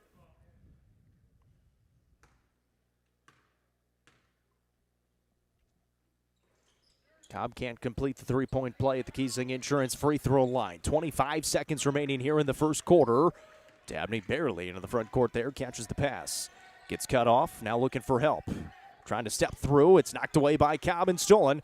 And Phillips going to be fouled hard. That may be intentional. And they're just going to call it a regular personal foul on Gavin Dabney. Frustration foul with 14 seconds remaining here in the first. That's what Pickett County can do to you defensively, and then they can hit shots at the other end as well. Here's Phillips. Top of the key for Evans. Right back to Amonette. He'll drive. Amonette steps through, rises up, missed it short, and no good on the putback.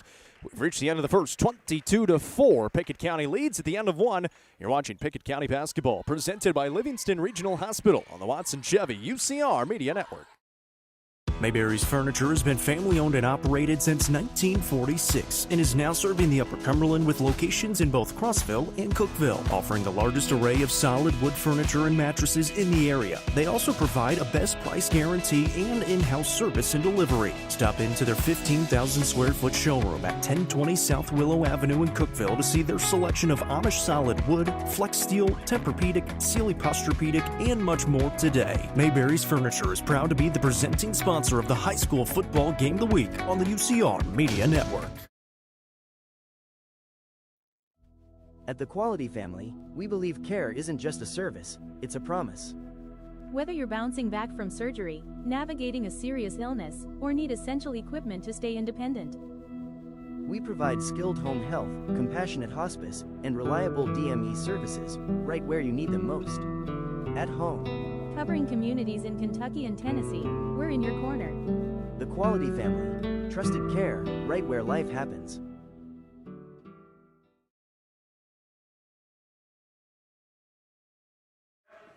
End of the first here in Byrdstown. Good start for the Pickett County Bobcats. They lead 22-4 at the end of one. Cole J. Ammon at 10 points in the opening quarter. Bobcats start with the basketball first here in the second, as Ammon will bring it into the front courts. Wearing their away black uniforms, but still the home team on the scoreboard this evening. Here's Pryor inside through the contact. Can't get the finish, but he is going to be at the Kiesling Insurance free throw line for a couple of tries. Foul is whistled on McCoy Johnson, who checks in for the first time here in the second quarter.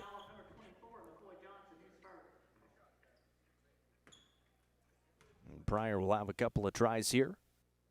Able to hit the first. Mentioned that check the Milestone Physical Therapy scoreboard. Eagleville a 56-36 win against Jackson County earlier on today. Splitting a pair there at the Kiesling Insurance free throw line is Pryor. Inside shot for Jellicoe, no. Rebound putback is there, though, for Ethan Souter. Got underneath and got the rebound, went right back up and in. 23-6, Pickett County leads. 7:30 remaining here in the second quarter. Down low, wide open, Kelvin Cobb. Great pass from Nathaniel, and Kelvin puts it up and in for two more. He's got 4 in the contest. Nathaniel Cobb, one of the leading scorers a year ago, has really turned into a good facilitator early on this season, especially with so many young guys around him, and has played that role well. You know he can score, but he's doing so many other things well, especially defensively, and now a foul is going to be called on the Bobcats with 7:08 remaining here in the second. It's going on Abram Phillips. That'll be his first personal. Make sure you hit that share button if you haven't done so already. If you're tuned in on Facebook, like the stream and comment along. Let us know where you're watching from today. Jacob Vincent alongside the beautiful Desiree Vincent on camera. Nice drive by Trey Van, who puts it up and in. That's his third bucket of the day. He leads the way with 6 points.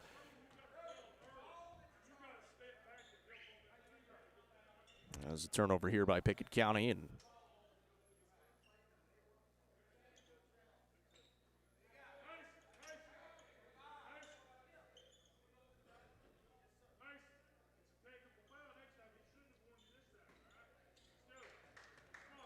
this one going to be picked off by Nathaniel Cobb.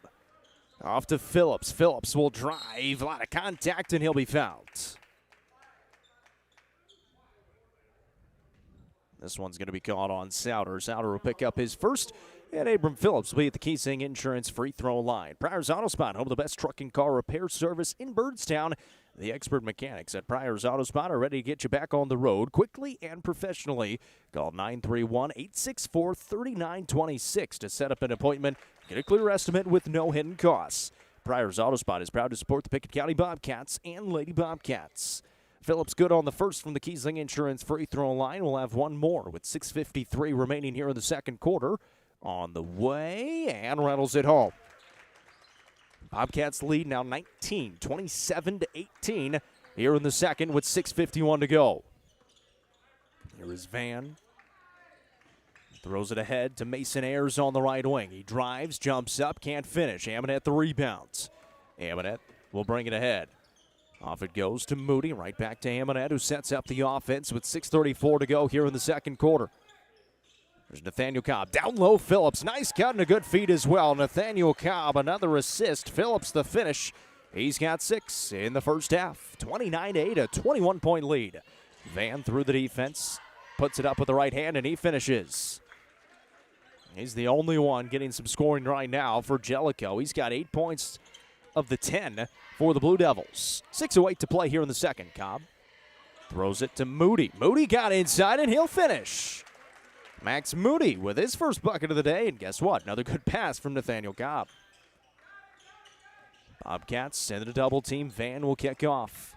On the drive, the right-handed shot too strong off the window. Souter the rebound, but lost it out of bounds. It'll be Bobcats basketball the other way.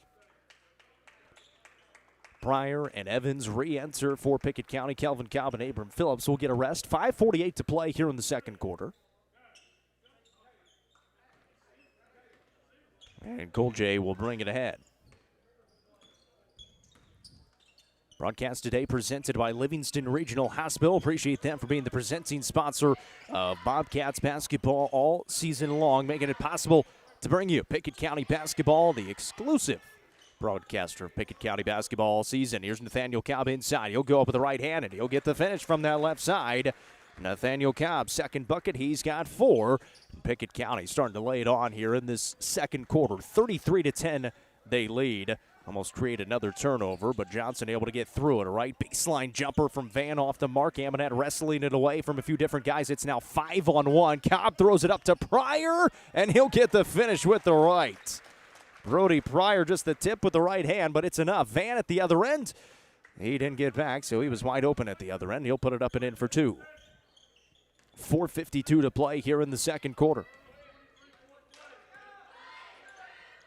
Pickett County back with it. They lead 35-12. Pryor, top of the key, puts it on the deck, and 2 hands on Pryor, so a foul called on McCoy Johnson will be his first. Foul number 24, McCoy Johnson, his second. 4:41 remaining here in the second quarter. That is the team's third foul on the Blue Devils. Sub will come in here for Jellicoe and Bryson Starr, a junior. Hammond will inbound along the right baseline. Up to Pryor and picked off by Van. Try to throw it up there, and Van takes it away. Van in the transition, blocked off the window by Cobb, but a foul is caught on Brady Evans underneath. My goodness. An aggressive block for Nathaniel Cobb. Evans will pick up the foul, though. That's going to be his first personal. And going to the line will be Trey Van with 4:35 remaining here in the second quarter, and a 35-12 advantage for Pickett County here in the first half. Van, the leading scorer for this Jellicoe team, gets that first free throw to go.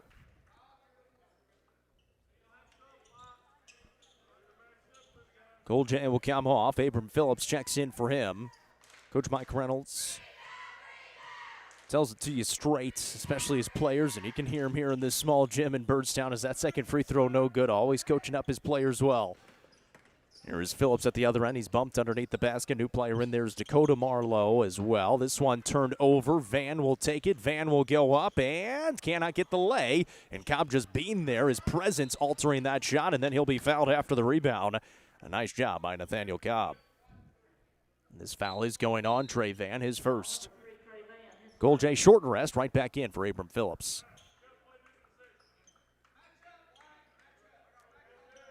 4:18 remaining here in the second quarter, 35-13. Pickett County leads.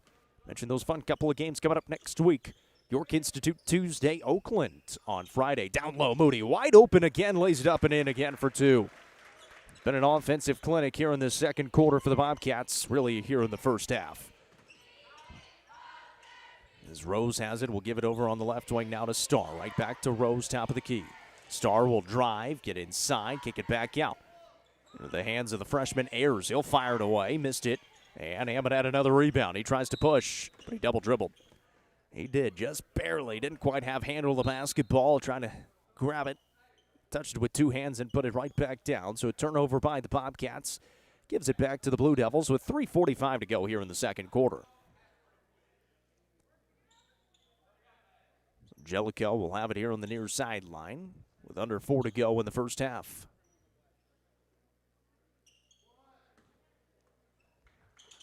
Inbound in the quarter to Starr and turned it over. Cobb steps right in front of the passing lane, and the foul is whistled on the Blue Devils. This one's going on Trey Van again. That's his second personal. That's the team's 5th. here in the second quarter, so it's free throws from here on out in the second for the Bobcats with 3:41 still to go. And Nathaniel Cobb will be at the Kiesling Insurance free throw line.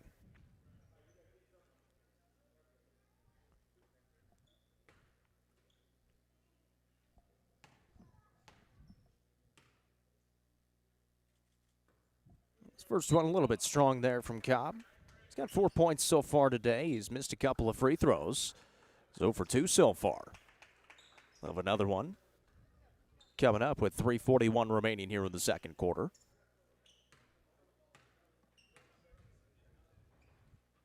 And able to rattle home the second. 1 for 2 from the Kiesling Insurance free throw line is Cobb. 38-13. The advantage for the Bobcats. This one ripped away by Pryor into the hands of Kelvin Cobb. Poked from behind. Phillips trying to keep possession. Couldn't quite keep it in play. It goes out of bounds. Last touch by Phillips. It'll stay with Jellicoe with 3.5 to go here in the first half. Once again, live on the UCR Facebook page and YouTube channel. Glad to have you along today. Presented by Livingston Regional Hospital. I'm Jacob Vinson, joined by the beautiful Desiree Vinson on camera. Starr picks up his dribble on the left wing. Will throw it up top to Rose. 3:18 to play here in the second quarter. Bounce pass out to Rose. We've got a whistle and a foul called on Brody Pryor reaching from behind. It'll be the first on Pryor. Foul number 12, Brody Pryor, his first. Micah Shelby is in for the first time for the Blue Devils. He's standing there in that right corner. Here is Starr with the basketball. He tries to drive, gets to the elbow, hands it off. New player in there as well as Moritz Zerhausen. And this one poked away. Phillips has the basketball, throws it ahead to Amonette. Amonette with a right-handed dribble around to Phillips, hands it off. Kelvin Cobb, now Nathaniel with it. 2:55 to play in the second quarter. One-handed pass to Pryor at the elbow, throws right side Amonette. Right back to Pryor, handoff, Amonette, 3 ball, you can count it. First choice family care 3 for Cole J. Amonette. His first bucket here in the second quarter. He's got 13 in the first half. 2:38 to play in the second. And Phillips takes another one away. Pryor throws it ahead to Cobb. He'll keep it himself and throw it down with the right hand. Pickett County putting on a clinic here in the first half. 43-13 they lead. This one poked away, and that'll be Pickett County ball. Ooh. They're going to talk this one over because it should be Pickett County ball. And it is going to be Bobcats basketball. So 2:22 remaining here in the second. Bobcats get it back. Cobb and Pryor come off as Evans and Moody are back in there. So it's Evans, Amonette, Phillips, Moody, and Kelvin Cobb, the 5 on the floor right now for Pickett County. 2:15 remaining here in the first half. Cobb down low. Phillips, he's open. He couldn't quite get it to go. He got too deep underneath. Moody had the offensive board, and he is fouled on the way back up.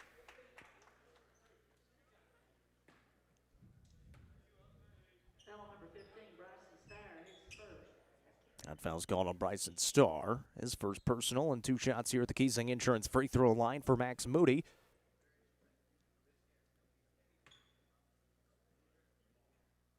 It's the first.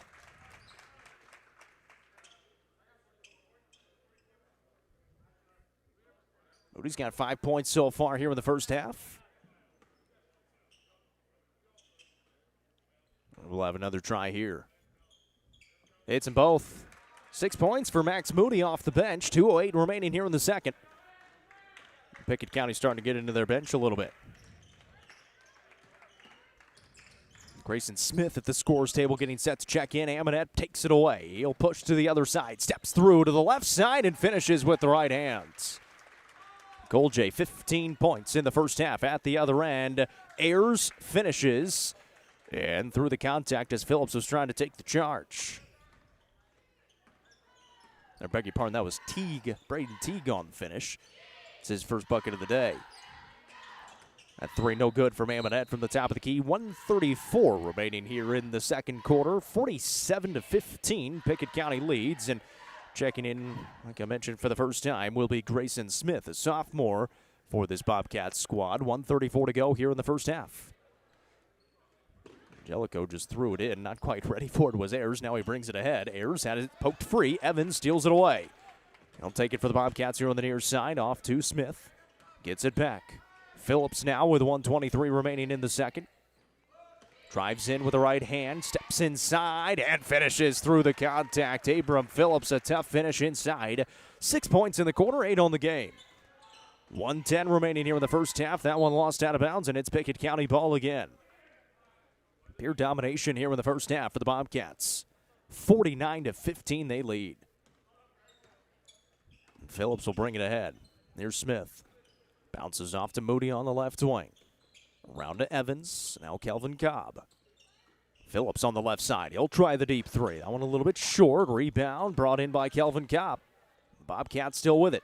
From the same spot, Phillips fires. That time too strong. And Smith has the offensive board. 44 seconds remaining here in the second quarter. Phillips will back it up and they'll reset the offense. Kelvin Cobb's got it. Around to Smith. Evans.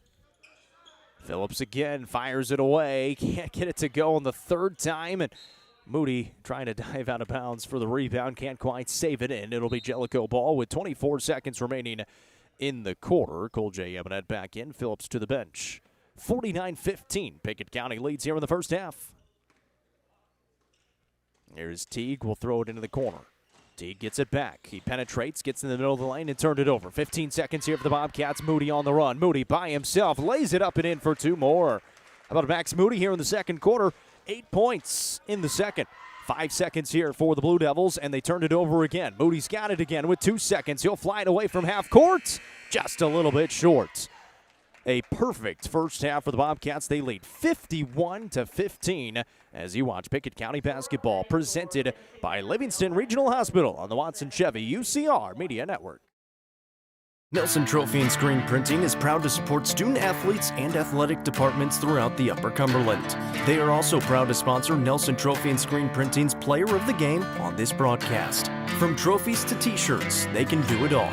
Be sure to stop by and see them at 120 Circle Drive in Allgood or give them a call at 931-537-9559. Nelson Trophy and Screen Printing, proud sponsor of this broadcast on the UCR Media Network.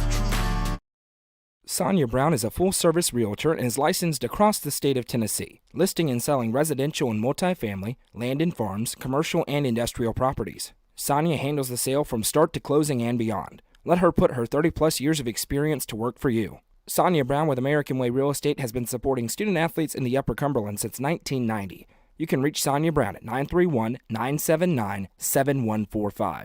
Sonia Brown, realtor with American Way Real Estate, is proud to support this broadcast on the UCR Media Network.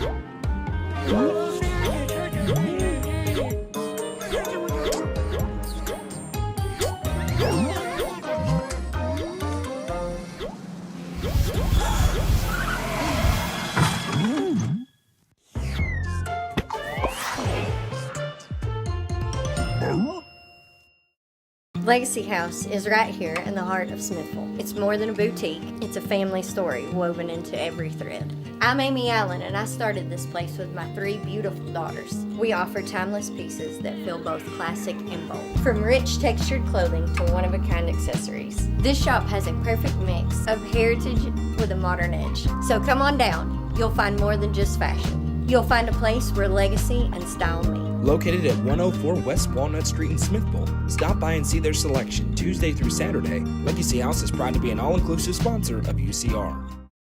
Eminence Eagle Auction and Realty is proud to present an online-only auction featuring 20 acres in the countryside of Clinton County, Kentucky. This property has a stocked pond and is mostly wooded with marketable timber. You can bid on this auction at eagleauctions.com or call 931-526-5335 for more information.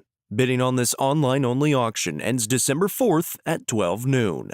Eminence Eagle Auction and Realty is a proud sponsor of this broadcast on the UCR Media Network. Looking for weekend lunch and dinner plans? Since 1971, Nick's Restaurant has been locally owned and operated. From mouth-watering prime rib to delectable ice cream pie, Nick's has it all. Their cozy atmosphere and great service will make you feel right at home. Plus, their banquet space is perfect for any event. Visit them at 895 South Jefferson Avenue or online at nickscookville.com. Nick's Restaurant is a proud sponsor of this broadcast on the UCR Media Network. Tee Up is the Upper Cumberland's best indoor golfing experience. With 3 state-of-the-art golf simulators, you can work on some of the world's best courses, all in the comfort of their climate-controlled facility. Want to know where you can improve? See everything from club speed to spin rate in seconds. They also have plenty of other games to enjoy time with friends. Conveniently located at 141 4th Street in Baxter. Stop in. Visit them online at teeupgolfclub.com or call them at 931-559-GOLF to reserve your simulator today. Tee Up is proud to support this broadcast on the UCR Media Network. Livingston Regional Hospital is Livingston's hometown hospital. Located at 315 Oak Street, Livingston Regional Hospital provides compassionate quality care for all patients from local people you can trust, so you can count on them to treat you like family. Their excellent staff offers years of experience and training to meet the needs of all patients. They understand the importance of providing care in a professional and comforting manner. They're proud to partner with Livingston Academy Athletics through the LRH Sports Medicine team. Livingston Regional Hospital is a proud sponsor of this broadcast on the UCR Media Network. Turfmasters Landscape Management has been serving the Upper Cumberland since 1996. They offer a variety of services, including lawn maintenance, landscape design and installation, landscape lighting, irrigation systems, and more. For more information, contact Matt Wilson at 931-261-1587 today. Turfmasters Landscape Management is a proud sponsor of this broadcast on the UCR Media Network. Welcome back at halftime. A dominant first half for the Pickett County Bobcats. They lead 51-15 here in the Happy Hiller halftime show. Once again, visit happyhiller.com for all your heating, cooling, plumbing, and electrical problems today. That's happyhiller.com. After the first quarter, they led 22-4 and have extended their lead here into halftime. The Pickett County Bobcats getting production from everybody on the roster that has played so far. 6 different guys into the score column in that first half for the Bobcats. Only one player in double figures is Cole J. Eminette. He had 10 after the first quarter, only scored 5 more in the second, and he has 15 to lead the way for the Bobcats in the first quarter. Everybody else is scoring a good amount. Brody Pryor's got 9, Abram Phillips has 8, Max Moody has 8, all of them coming there in the second quarter. 7 points for Nathaniel Cobb, and Kelvin Cobb has 4. The Bobcats defensively been stifling against this Jellicoe offense, as they've only got 15 in the first half, and Trey Van has 13 of those 15. I beg your pardon, he's only got 11 of those 15, but still 11 of the 15 in the first half. 2 points for Teague and 2 points for Souter as well. Have not been able to get that offense going, haven't been able to take care of the basketball, as the Bobcats been able to turn them over a lot going into the offensive half in the transition game and been able to run their half-court offense really well. Would expect to see a lot of the bench players for the Bobcats coming up in the second half. So those are the scores. That's your halftime show, brought to you by Happy Hiller, 51-15.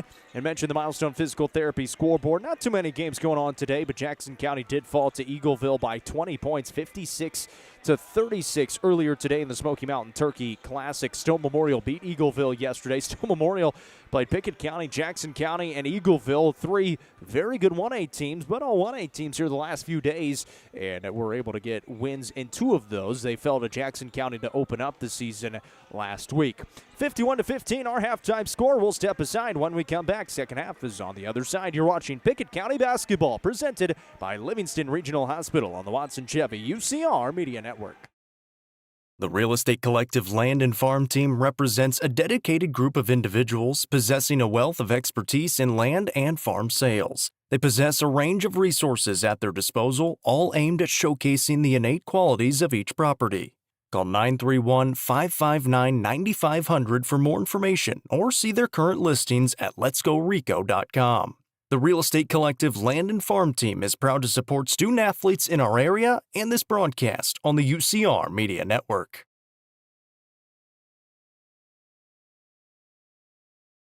Are you looking for the best dining experience in the Upper Cumberland? Visit Fire and Vine in Cookeville's historic West Side. Fire and Vine offers great service and a unique menu, including mouth-watering deep dish pizza, delectable beef, chicken, fish, and more. Take in stunning views from the rooftop while enjoying your meal. Come and experience the charm and flavor of Fire and Vine. your new favorite spot for a memorable dining experience. Fire and Vine is a proud sponsor of this broadcast on the UCR Media Network. Getting the kids to practice on time. Remembering if it's your day to bring snacks. Making it to the game with a clean jersey. Why are simple things sometimes so complicated? Thankfully, with Auto Owners, insurance doesn't have to be one of them. Auto Owners works with independent agents who answer when you call, so you can worry about more important things, like whether your kid is going to run toward first or third base. That's simple human sense. Visit swallowsinsurance.com or call us today, 931-526-4025. Protecting your future, it's what we do. The Crouch team with Highlands Elite Real Estate proudly presents this 3-bed, 2-bathroom home in the desirable Poplar Point subdivision in Rickman. This home sits on just under an acre with a 2-car garage and over 1,500 square feet of living space. It's the perfect blend of comfort and convenience. For more information, visit chadandamycrouch.com or call 931-979-1191. The Crouch team with Highlands Elite Real Estate is a proud sponsor of this broadcast on the UCR Media Network. Welcome back to Birdstown here in Tennessee. I'm Jacob Vincent, joined by the beautiful Desiree Vincent on camera tonight. The Pickett County Bobcats taking on the Jellicoe Blue Devils in Day 2 of the Pickett County Thanksgiving Classic, brought to you by People's Bank. Our broadcast brought to you by Livingston Regional Hospital. Thank you so much for tuning in live on the UCR Facebook page and YouTube channel. 51-15.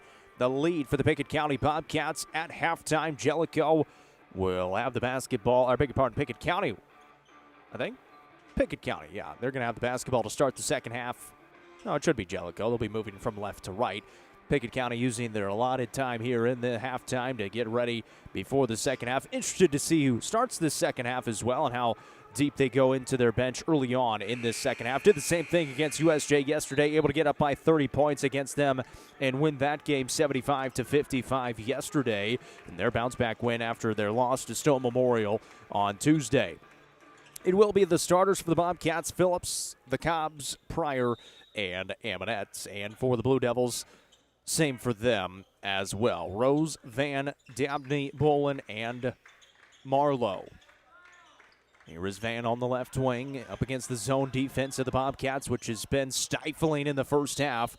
The drive from that left corner taken by Bolin. He'll be fouled, and 2 shots here at the line. First 14 seconds of this second half. Abram Phillips hit with his second personal.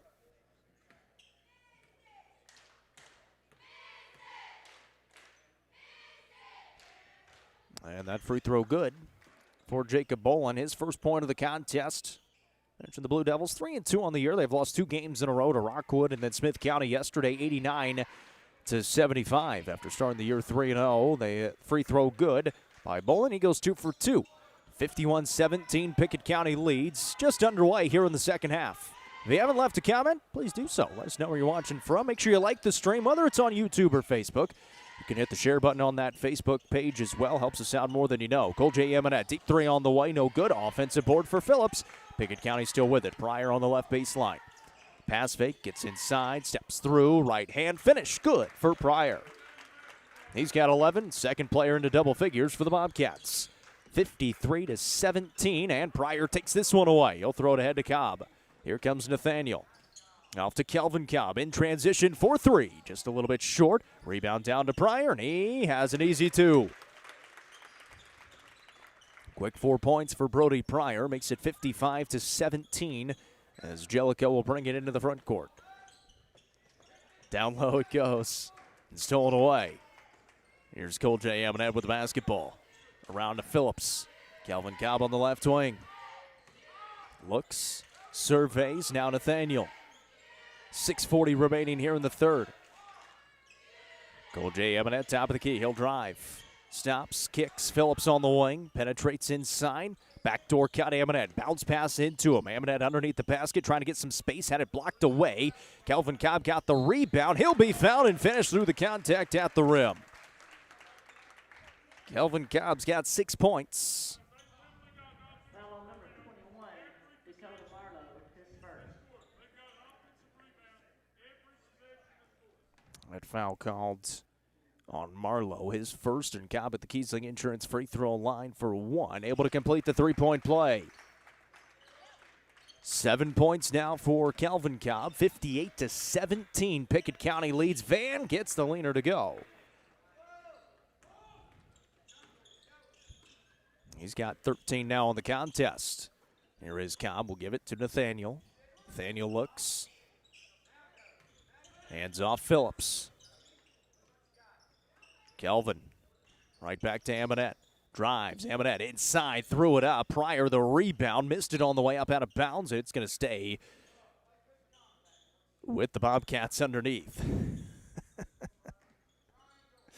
Lee J having fun with the officials over there in a quiet gym. 5:47 to play here in the third quarter. 58-19. Pickett County on top. Here's Nathaniel, top of the key, picks, throws to Phillips for a three ball. Got it to go. A first-choice Family Care three for Abram Phillips. And he's got 11 points, 61-19. Pickett County leads. Won't get to the running clock until the fourth quarter, but it is 35 points, so they're well into that. As Jellicoe able to rip this one away. Into the corner it goes. A three on the way from Rose won't go. The rebound pulled down by Amonette. Here come the Bobcats in transition. Amonette steps through, throws it up at the right. Can't get the finish, but does earn a trip to the Kiesling Insurance free throw line for two. That foul called on Trey Van. That'll be his third.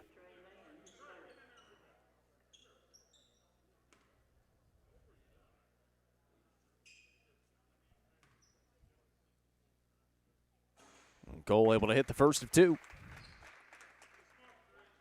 He's got 16 points on the day so far, with 5:13 remaining here in the third. And that second free throw good for Cole J. 17 now on the ball game for the Bobcats. 63-19 they lead. 5:13 remaining here in the third. Blue Devils trying to bring it across. Max Moody and Brady Evans getting set to come in. Here's Van, drives in, draws the contact. Pryor tagged with a foul. Van finishes. And he'll be at the line for one. Just the second foul on Brody Pryor. Second team foul on the Bobcats with 5:05 remaining here in the third quarter as well. So Evans and Moody in. Pryor and Phillips will come off for Pickett County. Trey Van will be at the line for one.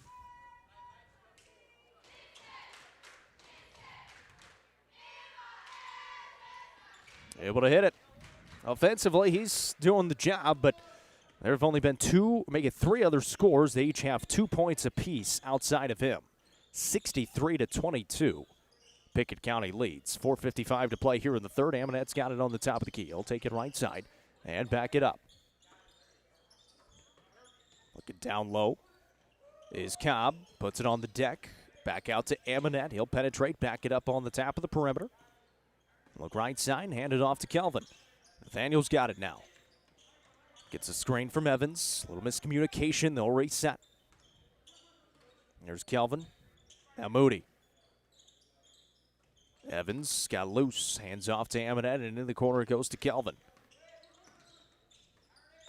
Moody drives. Moody draws some contact, and we're going the other way. Coach Amonette disagrees. I tend to agree with him, but foul called on Evans will be his, or I beg your pardon, Moody will be his first. 4:16 remaining here in the third quarter. 63-22. Pickett County leads. In some trouble. Got it in the corner. Here's Bolin. He drives. Cut off. Almost stolen away. Van's got it. He'll penetrate. Get to the left side of the lane. The leaner no. Rebound tipped around, and the Bobcats have it. 3:57 remaining here in the third. Cole J. Amonette with the basketball on the top of the key. He'll drive inside, get some separation, and finish. Cole J. Amonette with another bucket. 19 on the ball game to lead the way for the Bobcats. 65-22, they lead it. And Brody Pryor and Abram Phillips getting set to check back in. So is Grayson Smith. Another turnover by Jellicoe. Down low. Evans, he'll put it up and in for two. Brady Evans finds his first bucket. 7 different guys now on the score column, and everybody that has played has scored with the exception of Grayson Smith, but he's coming back in, so they'll have a chance. 67-22, Bobcats lead. Inside, Dabney missed it. Here comes Cole J. Amonette. Behind the back, and he'll slow it down with 3:10 remaining here in the third. Kelvin Cobb will try the deep ball. That one a little bit short. Rebound tracked down by Van. He'll push. Van takes it up with the right, and he'll be fouled. Be 2 free throws coming here after the foul call on Max Moody, who's going to be his second.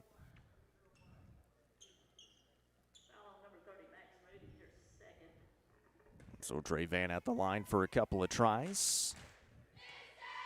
Checking the Milestone Physical Therapy scoreboard as Van misses the first.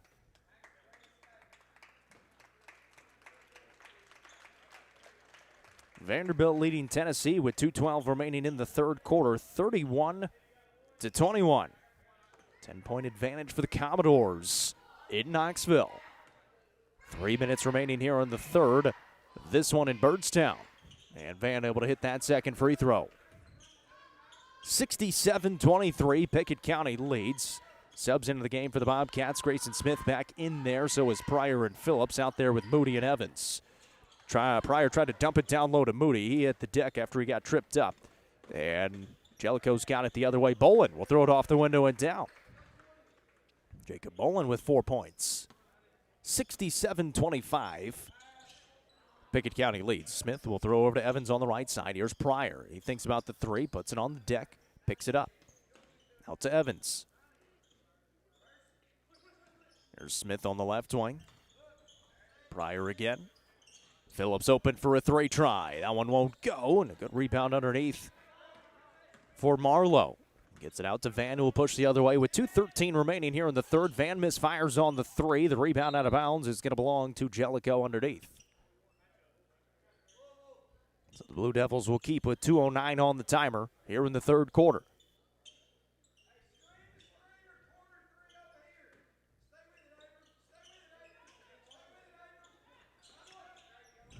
Coach Hamonette just called out the play for Jellicoe, and they were able to slow it down. Here is a three from the corner and ends up going down for Rose.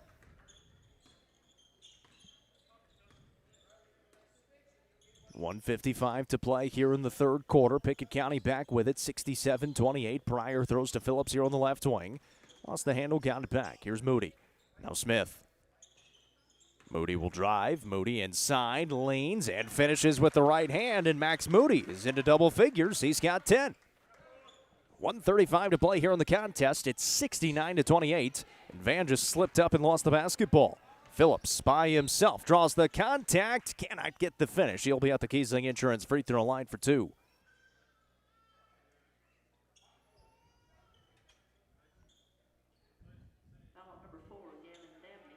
Gavin Dabney picks up his third personal. Abram Phillips will be at the stripe, and 5 new players getting set to check in for the Blue Devils. And Phillips is able to knock down the first.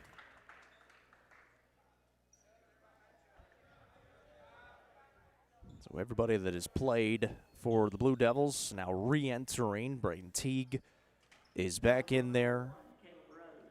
McCoy Johnson, Ethan Souter, Micah Shelby in there as well. So is Mason Ayers. Phillips knocks down a couple at the Kiesling Insurance free throw line. Jace Alteens, the lone senior for this Pickett County squad, will check in for the Bobcats. Comes in for Brody Pryor. 1:25 remaining here in the third. 71-28 the lead for Pickett County, and it's stolen away by Abram Phillips. He'll throw it ahead to Moody, and it's stolen right back by Teague. He'll slow it down. Teague trying to bring it ahead on the top of the key with 1:10 to go in the third quarter. This one popped up in the air by Moody. Teague retains, and then a foul whistled on the Bobcats. That one's going on Max Moody. That'll be his third personal. That is the 15th foul on the Bobcats. So this will be 2 free throws here for Braden Teague, a sophomore for the Blue Devils at the line.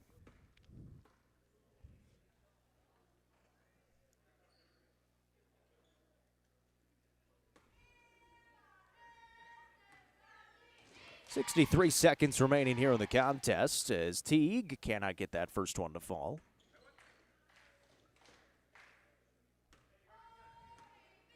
They'll have a second one on the way.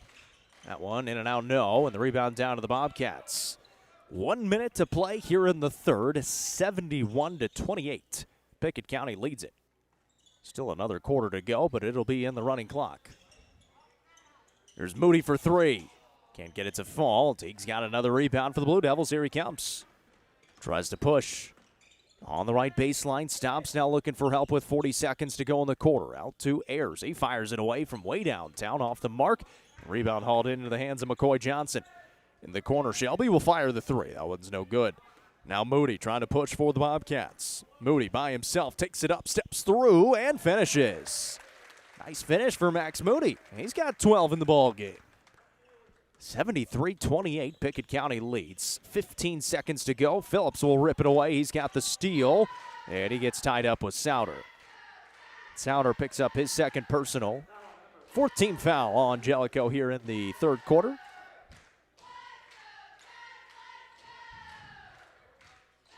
.6 seconds remaining in the third. Alteens will get it into Phillips. Here's Moody. Alteens has it with 6 seconds. Around to Evans, now Smith. Phillips catches with one. Phillips fires just a little bit short at the end of the third. Pickett County leads 73-28. One more quarter to go. You're watching Pickett County basketball, presented by Livingston Regional Hospital on the Watson Chevy UCR Media Network. Watson Chevrolet is proud to present the area's best selection of new and pre-owned cars, trucks, and SUVs. Watson Chevy's staff of experts are ready to get you into your next vehicle with unmatched service and knowledge. Stop in at 2350 Cookeville Highway and get your vehicle serviced by their highly trained professionals. Right now, you can save money on oil changes, regular maintenance, and battery installation. And remember, don't buy till you see Jason Fye. Watson Chevy is proud to be the presenting sponsor of the UCR Media Network. First Choice Family Care are local providers of complete family care for all ages, including physical and wellness checks along with x-rays. First Choice Family Care is your local stop for primary and urgent care along with sports physicals, lab services, and more. Visit firstchoicebirdstown.com or call 931-864-3232 for more information today. First Choice Family Care is proud to be the presenting sponsor of Pickett County Lady Bobcats and Bobcats basketball on the UCR Media Network.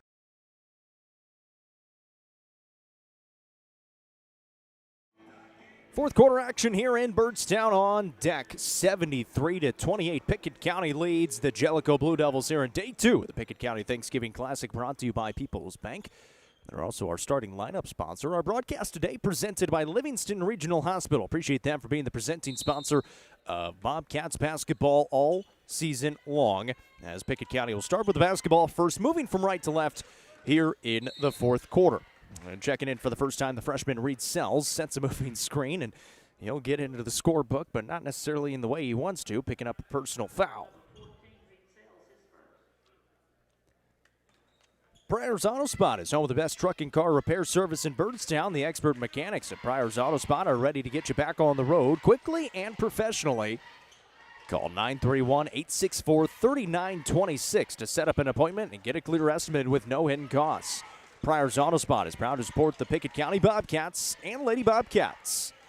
Opening 40 seconds here in the fourth quarter, and a foul is going to be whistled on Jellicoe. As catching the pass is Paxton Bowles, another freshman for this Bobcats squad.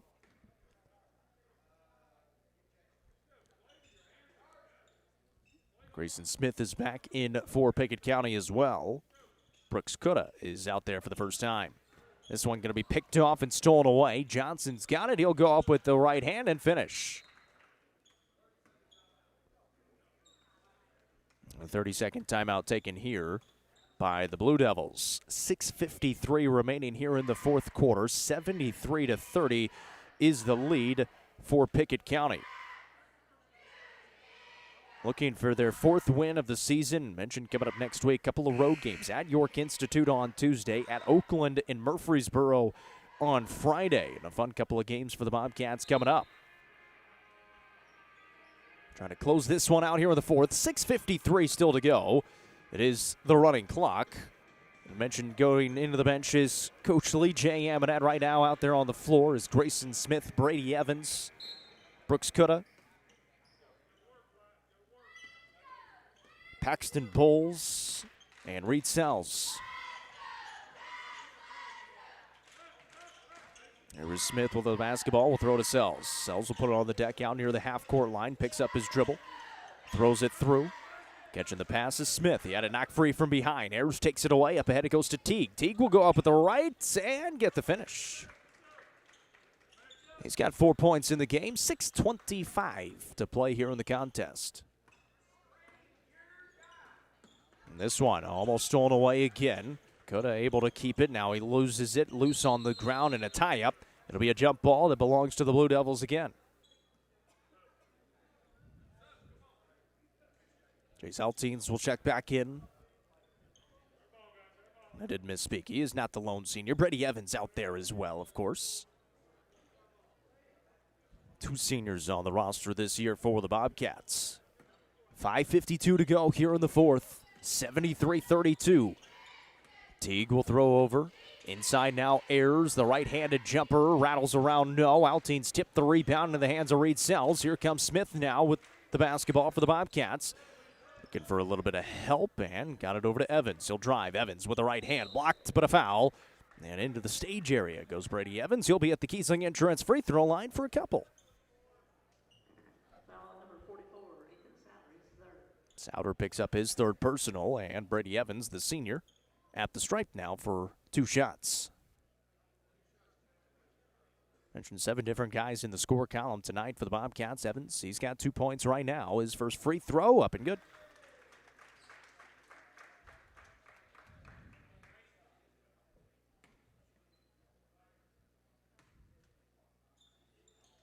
Second one just off the mark, right side of the iron. Splitting a pair from the Kiesling Insurance free throw line. Stick around for the Livingston Regional Hospital post-game show. We'll have the Nelson Trophy and Screen Printing Player of the Game. As Johnson has it here, we'll throw over to Ayers. He'll fire it away. That one's no good. Souter the rebound underneath, tied up by Alteens. And another jump ball will belong to the Bobcats. Paxton Bowles at the scores table getting set to come back in. Re-enters for Brady Evans. 4:25 remaining here in the ball game, and Jellicoe going to the bench as well. Bryson Starr re-enters. Also bring in Moritz Zerhausen and Blake Christian for the first time. I beg your pardon, that's Gage Rutherford over there, a freshman. 4:04 to go in the ball game. And that one a little too high for the intended target. Will sail out of bounds. So a turnover by the Bobcats. And Jellicoe's got it again.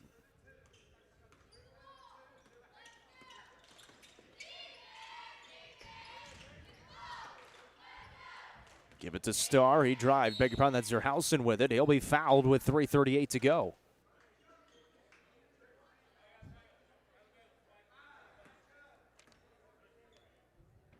That foul's whistled on Brooks Coda, his first. Ayers jumping high up in the air for that one. It's going to be lost out of bounds, though, as Smith was able to get a hand on it. Stays with the Blue Devils here on the near sideline. 3:14 remaining. There's McCoy Johnson with the basketball. Gets to the free throw line. He spins around, throws it down low. Ayers underneath will finish. First bucket of the day for Ayers. He's got 2. Mason Ayers with the bucket. 2:55 to go. Here's Alteens. Coda and Ayers got tied up and Coda hit the deck. Ayers is feeling it. Here is Coda. He'll fire it away. That one just a little bit strong with a rebound for Smith. Into the corner it goes. This is Paxton Bowles with the basketball and turned it over.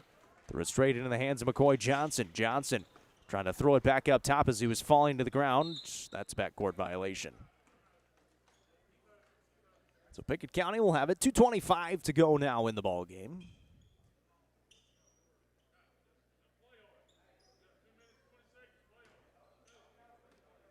Alteens to inbound, throws it up top for Bowles.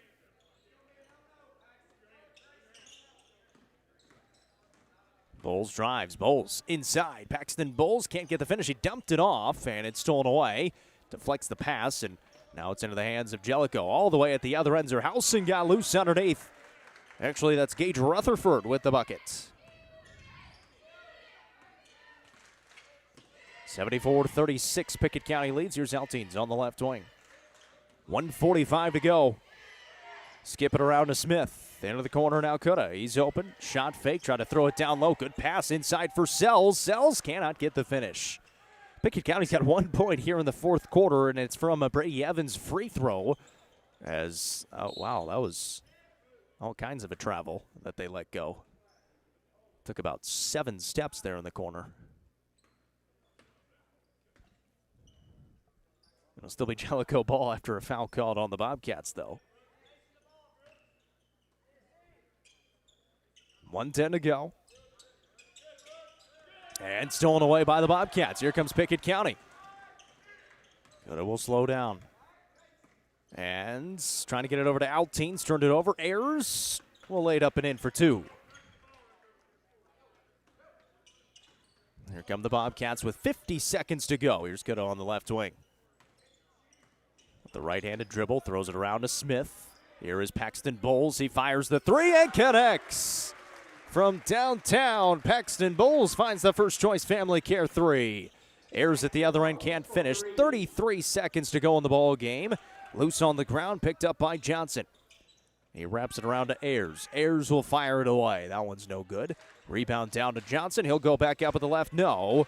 Rebounds tipped around a few times and picked up by Zerhausen. Out to Johnson. He puts up the triple. No good. Zerhausen's got it again. Johnson fires it again. Won't go again.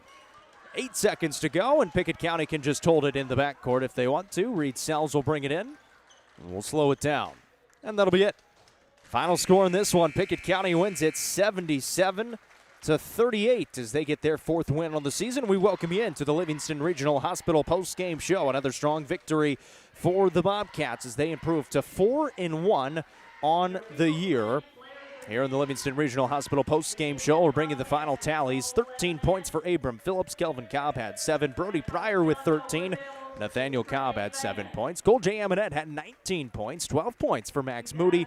And 3 points for Brady Evans. 3 points as well for Paxton Bowles, who was able to knock down that first choice Family Care 3 towards the end of the ball game. Max Moody is going to be our Nelson Trophy and Screen Printing Player of the Game. Played great defensively, able to get the offense going as well. He finishes with 12 points in the contest. Max Moody, your Nelson Trophy and Screen Printing Player of the Game. Pickett County improves to 4-1 on the season. Next up, they'll be on the road at York Institute on Tuesday, and then Oakland on Friday. Of course, we'll have broadcast coverage thanks to Livingston Regional Hospital on the way in both those games. Thank you so much for tuning in today. Another big win for the Pickett County Bobcats. Final score today, 77-38.